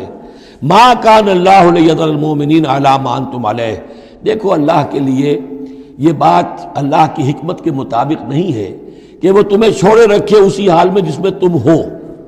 یعنی تمہارے اندر کمزور اور پختہ ایمان والے ابھی گڑبڑ ہیں، اس سے آگے بڑھ کر ابھی منافق اور مومن بھی گڑبڑ ہے. یہ گڑبڑ جو جبیت تمہاری ہے، یہ آگے چل کر اگر اس کو پاک نہ کر دیا جائے، اس کے اندر سے یہ تمام ناپاک عناصر نکال نہ دیے جائیں، تو آگے کے جو اور مشکل کٹھن مقامات آ رہے ہیں، آگے تمہیں سلطنت روما سے ٹکرانا ہے، تمہیں سلطنت کسریٰ سے ٹکرانا ہے. ابھی تو یہ چھوٹی موٹی چیزیں جو ہو رہی ہیں درون ملک عرب، تو تمہارے لیے یہ ضروری ہے کہ پرج ہوتی رہے، اور وہ پرج ہوتی ہے انہی آزمائشوں کے ذریعے سے. ما کان اللہ لیذر المؤمنین علی ما انتم علیہ، یہ اللہ کا طریقہ نہیں ہے، سنت نہیں ہے کہ وہ تمہیں چھوڑے رکھے اہل ایمان اسی حالت میں جس پر تم ہو، حتی یمیز الخبیث من الطیب، جب تک کہ خبیث علیحدہ نہ ہو جائے طیب سے، کھل جائے. یہ خبثاء ہے، یہ منافقین ہیں، یہ وہ لوگ ہیں، یہ ففتھ کالمسٹ ہیں، بات واضح ہو جائے، اور صرف صادق الایمان لوگ وہ بالکل نکل کر علیحدہ ہو جائے. وما کان اللہ لیطلعکم علی الغیب، اور اسی طریقے سے اللہ تعالیٰ کی یہ بھی طریقہ نہیں ہے کہ غیب کی خبریں تمہیں دے. لیکن اللہ یجتبی من رسلہ من یشاء، ہاں یہ معاملہ اللہ تعالیٰ نے کہ غیب کے حالات کی اطلاع دینا یہ اپنے رسولوں کے لیے رکھا ہوا ہے. جس کو وہ چن لیتا ہے رسولوں میں سے، وہ غیب کے حالات بھی بتاتا ہے. وہ غیب ان کو از خود معلوم نہیں ہوتا، اللہ کے بتانے سے معلوم ہوتا ہے. یعنی یہ کہ ان آزمائشوں میں کیا حکمتیں ہیں، کیا اس میں تمہارے لیے خیر آ رہا ہے، ہر چیز ہر ایک کو نہیں پڑھائی جائے گی بچوں کی طرح، البتہ یہ کہ یہ چیزیں ہم رسولوں کو بتا دیتے ہیں. فآمنوا باللہ ورسلہ، تمہارے لیے طریقہ صحیح کیا ہے؟ ایمان پختہ رکھو اللہ پر اور اس کے رسولوں پر. وَإِن تُؤْمِنُوا وَتَتَّقُوا فَلَكُمْ أَجْرٌ عَظِيمٌ، اور اگر تم یہ دو شرطیں پوری کر دو گے، ایمان میں ثابت قدم رہو گے، تقوی پر کاربند رہو گے، تو تمہارے لیے بہت بڑا اجر ہے. وَلَا يَحْسَبَنَّ الَّذِينَ يَبْخَلُونَ بِمَا آتَاهُمُ اللَّهُ مِنْ فَضْلِهِ هُوَ خَيْرًا لَّهُمْ، اسی طرح نہ سمجھے وہ لوگ کہ جو بخل کر رہے ہیں اس مال کے ساتھ جو اللہ نے انہیں دیا ہے اپنے فضل میں سے، کہ یہ ان کے لیے خیر ہے. ظاہر بات ہے جب جنگ احد کے لیے تیاری ہو رہی ہوگی، حضور نے کہا ہوگا کہ لاؤ بھائی لوگ اب کچھ پیسے دیں، کچھ مال و اسباب جمع کریں تاکہ اسباب جنگ جو ہے وہ فراہم کیے جائیں. اب جو ان میں سے غنی تھے، انہوں میں سے جن لوگوں نے بخل کیا، اب ان پر اشارہ ہو رہا ہے کہ انہوں نے بخل کر کے بچا لیا، وہ یہ نہ سمجھے کہ یہ کوئی اچھا کام کیا ہے. وَلَا يَحْسَبَنَّ الَّذِينَ يَبْخَلُونَ بِمَا آتَاهُمُ اللَّهُ مِنْ فَضْلِهِ، اللہ نے اپنے فضل سے انہیں جو کچھ عطا کیا ہے، اب اس میں بخل سے کام لے رہے ہیں کہ وہ ان کے لیے اچھا ہے. بل ہوا شر لہم، یہ ان کے لیے بہت برا ہے. سَيُطَوَّقُونَ مَا بَخِلُوا بِهِ يَوْمَ الْقِيَامَةِ، اسی مال کے توق بنا کر ان کے گردنوں میں پہنائے جائیں گے قیامت کے دن جو بخل انہوں نے کیا تھا. وَلِلَّهِ مِيرَاثُ السَّمَاوَاتِ وَالْأَرْضِ، اور آسمانوں اور زمین کی وراثت بالآخر اللہ ہی کے لیے ہے. آج یہ تمہارے پاس ہے، یہ میرے پاس ہے، بالآخر سب کچھ اللہ کے لیے رہ جائے گا. ہم نہیں ہوں گے، ہمارے بعد کسی اور کا، پھر کسی اور کا، اور پھر یہ سارا مال و اسباب ہاتھ بدلتے ہوئے بالآخر میراث تو اللہ کی ہے. وَلِلَّهِ مِيرَاثُ السَّمَاوَاتِ وَالْأَرْضِ وَاللَّهُ بِمَا تَعْمَلُونَ خَبِيرٌ، اور جو کچھ تم کر رہے ہو اللہ اس سے باخبر ہے. یہاں وہ 18 رکوع مکمل ہو گئے، 6 رکوع جو غزوہ احد کے بیان میں تھے۔ اب 2 کنکلوڈنگ رکوع ہے اس سورہ مبارکہ کے۔ لقد سمع اللہ قول الذین قالوا ان اللہ فقیر ونحن اغنیاء، اللہ نے سن لی ہے بات، قول ان لوگوں کا جو یہ کہتے ہیں کہ اللہ فقیر ہے، ہم غنی ہیں۔ ان میں منافقین بھی شامل ہو سکتے ہیں اور یہودی بھی۔ جب حضور کہتے تھے اللہ تعالیٰ کو ضرورت ہے قرض حسنہ دو، تو گویا کہ اللہ تو فقیر ہوا، پھر محتاج ہوا، ہم غنی ہیں، ہمارے پاس دولت ہے۔ سنکتب ما قالوا، ہم لکھ لیں گے جو کچھ انہوں نے کہا ہے۔ بڑا غصہ ہے اس کے اندر، ہم لکھ لیں گے جو کچھ انہوں نے کہا ہے۔ فوراً تو نہیں پکڑتے، لیکن ایک وقت آئے گا کہ جس دن انہیں اپنے اس قول کی پوری جو ہے اس کی سزا مل جائے گی۔ اور صرف یہی نہیں، قتلہم الانبیاء بغیر حق، اور جو نبیوں کو یہ قتل کرتے رہے ناحق، وَنَقُولُ ذُوقُوا عَذَابَ الْحَرِيقِ، اور ہم کہیں گے کہ اب چکھو مزہ اس جلا دینے والے سلگتی ہوئی آگ کا۔ ذَلِكَ بِمَا قَدَّمَتْ أَيْدِيكُمْ، اور یہ سب کچھ ہے تمہارے اپنے ہاتھوں نے جو آگے بھیجا ہے۔ وَأَنَّ اللَّهَ لَيْسَ بِظَلَّامٍ لِّلْعَبِيدِ، اور اللہ تو اپنے بندوں کے حق میں ہرگز ظالم نہیں ہے۔ الَّذِينَ قَالُوا إِنَّ اللَّهَ عَهِدَ إِلَيْنَا، یہ گویا کہ پھر یہود کی طرف رخ ہو گیا ہے، جیسا کہ اس صورت میں پہلے تھا، اس رکوع میں 19ویں میں۔ جو لوگ یہ کہتے ہیں کہ اللہ نے ہم سے ایک عہد لے لیا تھا، اللہ نؤمن لرسول حتی یاتینا بقربان تاکلہ النار، کہ ہم کسی رسول پر ایمان نہ لائیں جب تک کہ وہ ایسی قربانی پیش نہ کرے جسے آگ کھا جائے۔ یہ ابتدائی زمانے میں جیسا کہ میں نے عرض کیا تھا، عہد طفولیت تھا نوع انسانی کا، تو خرق عادت چیزیں بہت ہوتی تھی۔ ان میں سے ایک بات یہ بھی تھی یہود کے ہاں ابتدائی دور میں کہ اگر کوئی شخص قربانی پیش کرتا ہے اللہ کی جناب میں، کوئی بچڑا اس نے ذبح کیا، پیش کر دیا، اللہ کے لیے صدقہ کیا، نذر کیا ہے، تو آسمان پر سے ایک آگ اترتی تھی جو اسے بھسم کر دیتی تھی۔ یہ علامت ہوتی ہے اس کی کہ یہ قربانی قبول ہو گئی۔ جیسے حابیل اور قابیل کے قصے میں ہے کہ دونوں نے کچھ پیش کیا، قربا قربانا فتقبل من احدہما ولم یتقبل من الآخر، ایک کی قبول ہو گئی دوسری کی نہیں ہوئی۔ پتہ کیسے چلا؟ آپ اگر قربانی کرتے ہیں عید الاضحیٰ میں، کس کی قربانی قبول ہوئی کس کی نہیں ہوئی کیا پتہ، یہ تو اللہ ہی جانتا ہے۔ لیکن پہلے ایسی علامات حسی ہوتی تھی کہ پتہ چل جاتا تھا یہ قربانی اللہ نے قبول کر لی۔ تو اسی کے لیے انہوں نے کہا کہ ہم سے تو عہد لے لیا تھا اللہ نے کہ ہم کسی رسول کو جب تک کہ وہ یہ معجزہ نہ دکھائے اس وقت تک نہیں مانیں گے، تو اگر محمد رسول ہے تو یہ معجزہ دکھائیں۔ یہ تھی بات جس کا جواب دیا جا رہا ہے۔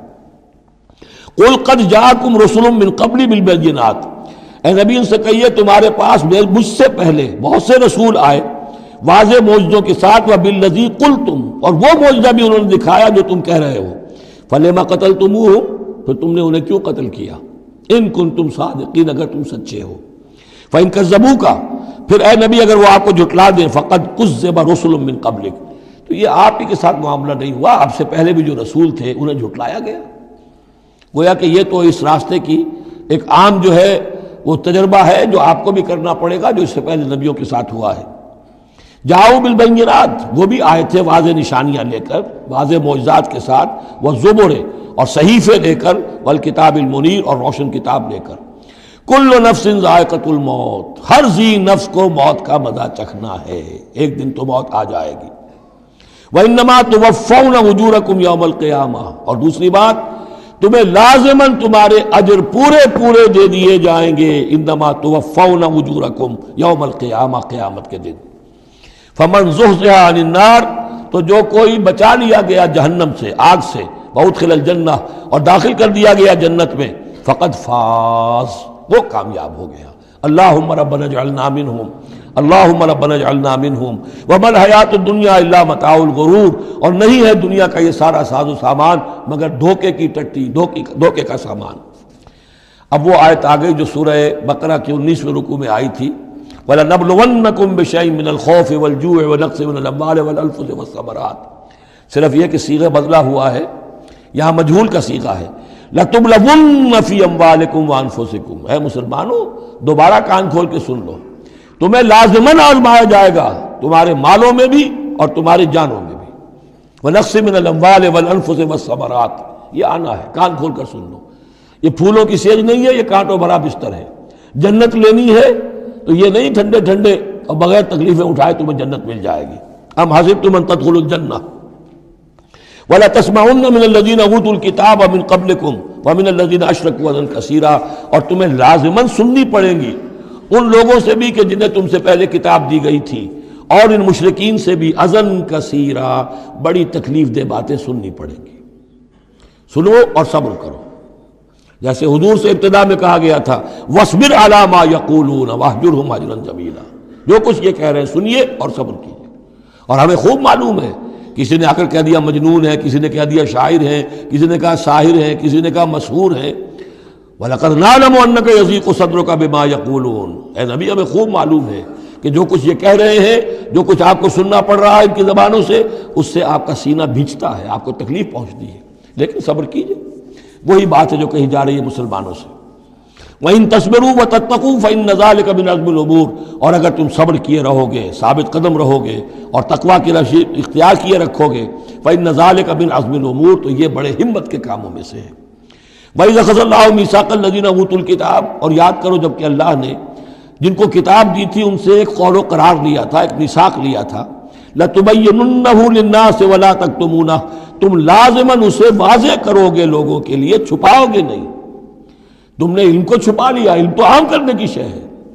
لَتُبَيِّنُنَّهُ لِلنَّاسِ وَلَا تَكْتُمُونَهُ، اسے چھپاؤ گے نہیں۔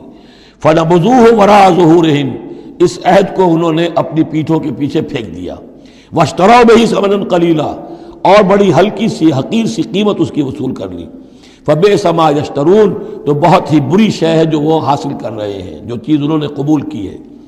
وَلَا تَحْسَبَنَّ الَّذِينَ يَفْرَحُونَ بِمَا أَتَوْا، اور نہ سمجھے وہ لوگ کہ جو اگر کچھ دے دیتے ہیں، کچھ نیکی کر لیتے ہیں، جو کچھ کیا ہے تو اس پر فرح بہت یعنی اینٹ رہے ہیں، اینڈ رہے ہیں، اکڑ رہے ہیں، ہم نے یہ کچھ کر دیا ہے۔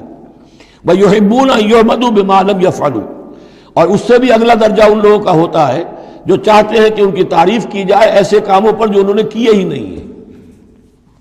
اور اس کی سب سے بڑی مثال آج کل کے دور میں سپاس نامے ہوتے ہیں، فلاں صاحب آئے سپاس نامہ پیش کیا جا رہا ہے، جو ان کے کہیں ساتھ پشتوں میں بھی کوئی کام ان سے نہ ہوا ہو وہ بھی ان کے کھاتے میں ڈال کر، یہ جو چاپلوسی ہوتی ہے تو وہ پسند کرتے ہیں اس کو۔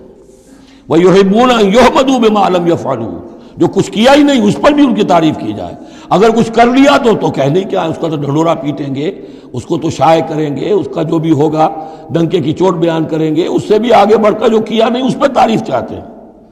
فَلَا تَحْسَبَنَّهُم بِمَفَازَةٍ مِّنَ الْعَذَابِ، تو مت سمجھنا ان کے بارے میں کہ وہ عذاب سے بچ جائیں گے، وَلَهُمْ عَذَابٌ أَلِيمٌ، اور ان کے لیے دردناک عذاب ہے۔ وَلِلَّهِ مُلْكُ السَّمَاوَاتِ وَالْأَرْضِ، اللہ ہی کے لیے ہے آسمانوں اور زمین کی بادشاہی، واللہ علی کل شیء قدیر، اور اللہ ہر چیز پر قادر ہے۔ اب آ گیا ہے وہ آخری رکوع جو قرآن مجید کے عظیم ترین مقامات میں سے ہے۔ اس کی پہلی 6 آیتیں وہ ہیں کہ جس کے بارے میں روایت آتی ہے کہ جس شب میں یہ نازل ہوئی ہیں تو پوری رات حضور پر رقت آری رہی، آپ کھڑے بیٹھے لیٹے ہوئے روتے رہے۔ جب آئے حضرت بلال صبح کے وقت جگانے کے لیے نماز کی اطلاع دینے کہ نماز کا اب تیار ہے، تو جب آپ کو دیکھا کہ آپ پر یہ جو ہے طاری ہے رقت، تو پوچھا کیا وجہ ہے، تو پھر آپ نے فرمایا آج مجھ پر یہ آیات نازل ہوئی۔ یعنی وہ رقت جو ہے وہ شکر کے جذبے کے تحت تھی، اتنی عظیم آیات۔ ایک یہ نوٹ کیجئے، یہ 20واں رکوع شروع ہو رہا ہے سورہ آل عمران کا، اور 20ویں رکوع کی پہلی آیت سورہ بقرہ میں کیا تھی؟ ان فی خلق السماوات والارض واختلاف اللیل والنہار والفلک التی تجری فی البحر بما ينفع الناس وما انزل اللہ من السماء من ماء فاحیا به الارض بعد موتها، وہ آیات الآیات، اسی کا خلاصہ ہے یہ۔ ان فی خلق السماوات والارض واختلاف اللیل والنہار، یقیناً آسمانوں اور زمین کی تخلیق میں اور رات اور دن کے الٹ پھیر میں، لآیات لأولی الالباب، ہوش مند لوگوں کے لیے نشانیاں ہیں۔ وہاں آیت ختم ہوئی تھی لآیات لقوم یعقلون، ان لوگوں کے لیے نشانیاں ہیں جو عقل سے کام لیتے ہیں، یہاں اولو الالباب۔ یہ پہلا قدم ہے ہدایت کا کہ کائنات کو دیکھو، کھول آنکھ، زمین دیکھ، فلک دیکھ، فضا دیکھ، مشرق سے ابھرتے ہوئے سورج کو ذرا دیکھ، یہ سب آیات الہیہ ہیں، ان کو دیکھو، اللہ کو پہچانو۔ اگلا قدم کیا ہے؟ جب اللہ کو پہچان لیا اب اسے یاد رکھو۔ الذین یذکرون اللہ قیاما وقعودا وعلی جنوبہم، جو یاد رکھتے ہیں، ذکر کرتے رہتے ہیں اللہ کا، کھڑے بھی، بیٹھے بھی، لیٹے بھی۔ وَيَتَفَكَّرُونَ فِي خَلْقِ السَّمَاوَاتِ وَالْأَرْضِ، اور مزید غور و فکر کرتے رہتے ہیں آسمان اور زمین کی تخلیق میں۔ وہ ایک دوسرے نتیجے تک پہنچتے ہیں اور پکار اٹھتے ہیں ربنا ما خلقت ھذا باطلا، اے رب تو نے یہ سب کچھ بیکار تو پیدا نہیں کیا ہے، بے مقصد تو پیدا نہیں کیا ہے۔ اور پھر ذہن ان کا منتقل ہوتا ہے اپنی طرف، ہمارا مقصد کیا ہے، میں کس لیے پیدا کیا گیا، میری زندگی بس یہی ہے، کھاؤ پیو اولاد جنو اور دنیا سے رخصت ہو جاؤ، اللہ اللہ خیر صلی اللہ۔ تو کیا مقصد ہوا زندگی کا؟ معلوم ہوا کہ نہیں، کوئی خلا ہے، انسانی اعمال کے نتیجے نکلنے چاہیے، نیکی کا بدلہ ملنا چاہیے، اس دنیا میں تو نہیں ملتا۔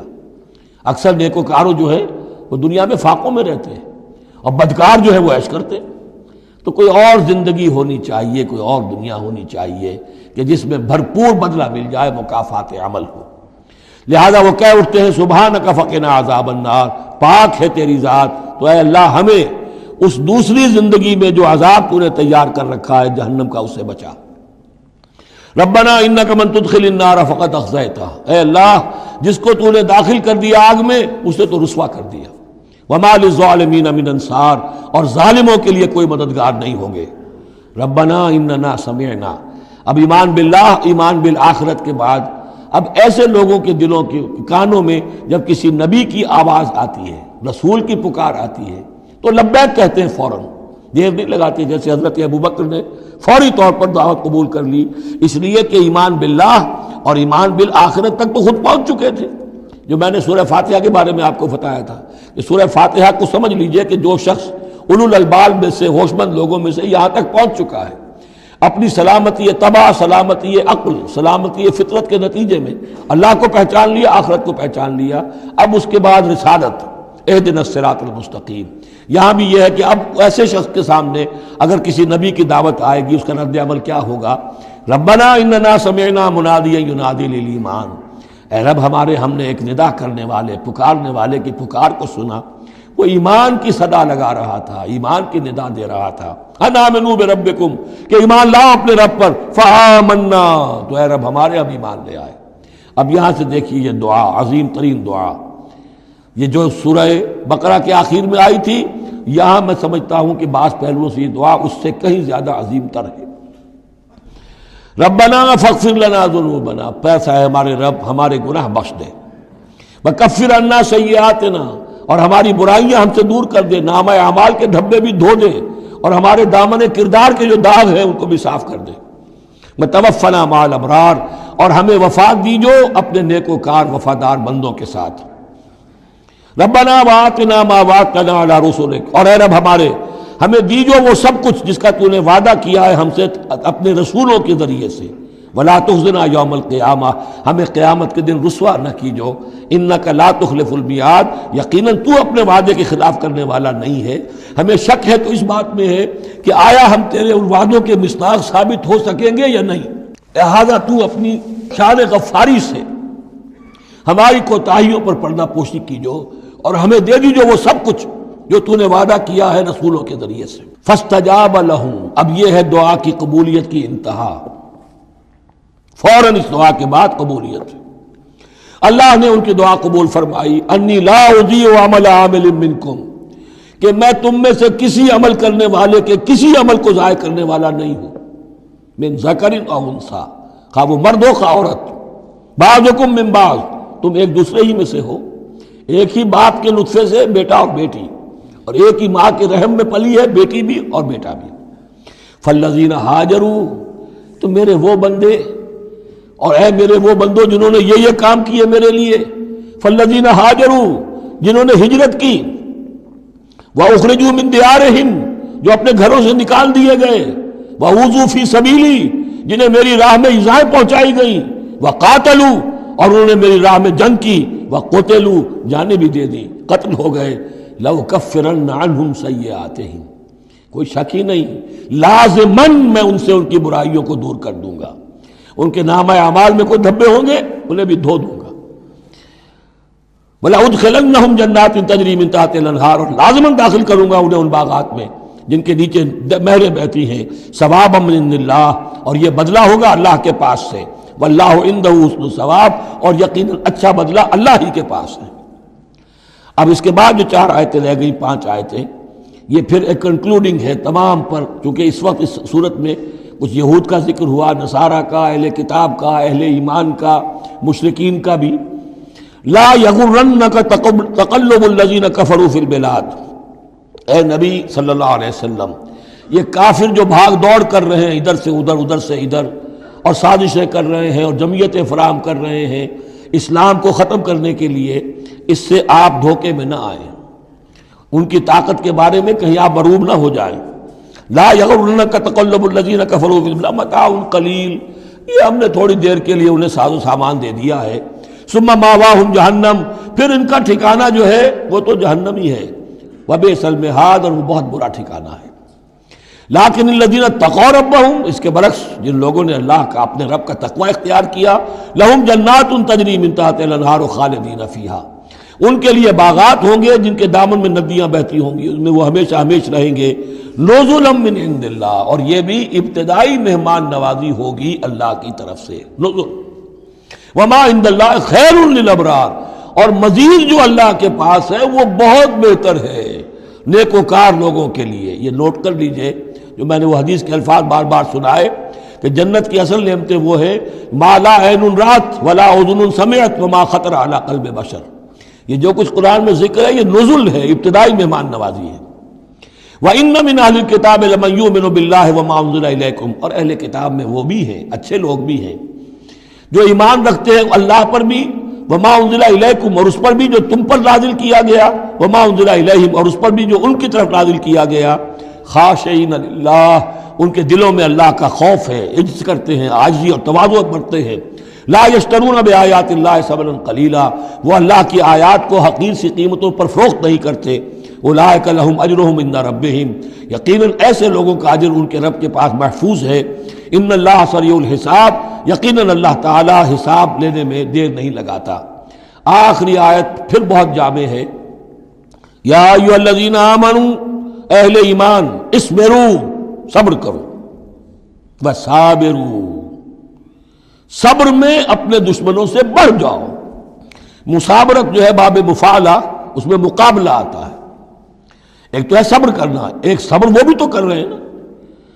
ان یمسسکم قرح فقد مس القوم قرح مثلہ، تمہیں چرکا آج لگا ہے، ایک سال پہلے انہیں چرکا لگا تھا، 70 مارے گئے تھے، اور وہ ایک سال کے اندر پھر آگے چڑھائی کر کے، تو تم اپنا دل جو ہے غمگین کر کے کیوں بیٹھے ہوئے ہو؟ تو تمہیں تو ان سے بڑھ کر صبر کرنا ہے، ان سے بڑھ کر قربانیاں دینی ہے، تبھی تو تم در حقیقت اللہ تعالیٰ کے صحیح وفادار ثابت ہوگے۔ یا ایھا الذین آمنوا اصبروا وصابروا ورابطوا، رابطوا مرابطہ جو ہے پہرے کو بھی کہتے ہیں، اور یہ کہ ربط، نظم، ڈسپلن، مضبوط، مربوط، وہ جو آیا حتی اذا فشلتم وتنازعتم فی الامر، تم نے ڈھیلا کیا اپنا نظم، تم نے جو ہے وہ سب اطاعت کے اندر کمی کی، لہذا تمہارے اوپر یہ اللہ تعالیٰ کی طرف سے صدا آ گئی۔ یا ایھا الذین آمنوا اصبروا وصابروا ورابطوا، اہل ایمان صبر پر جاگزی رہو اور صبر کے مقابلے میں دوسروں سے آگے نکل جاؤ، ورابطوا، اور مربوط رہو، واتقوا اللہ لعلکم تفلحون، اور آخری اور اہم ترین چیز اللہ کا تقوی اختیار کیے رکھو تاکہ تم فلاح پاؤ۔ یہ سب کچھ کرو گے تو فلاح ملے گی، ایسے ہی گھر بیٹھے فلاح نہیں ملتی۔ بارک اللہ لی ولکم فی القرآن العظیم ونفعنی وإیاکم بالآیات والذکر الحکیم۔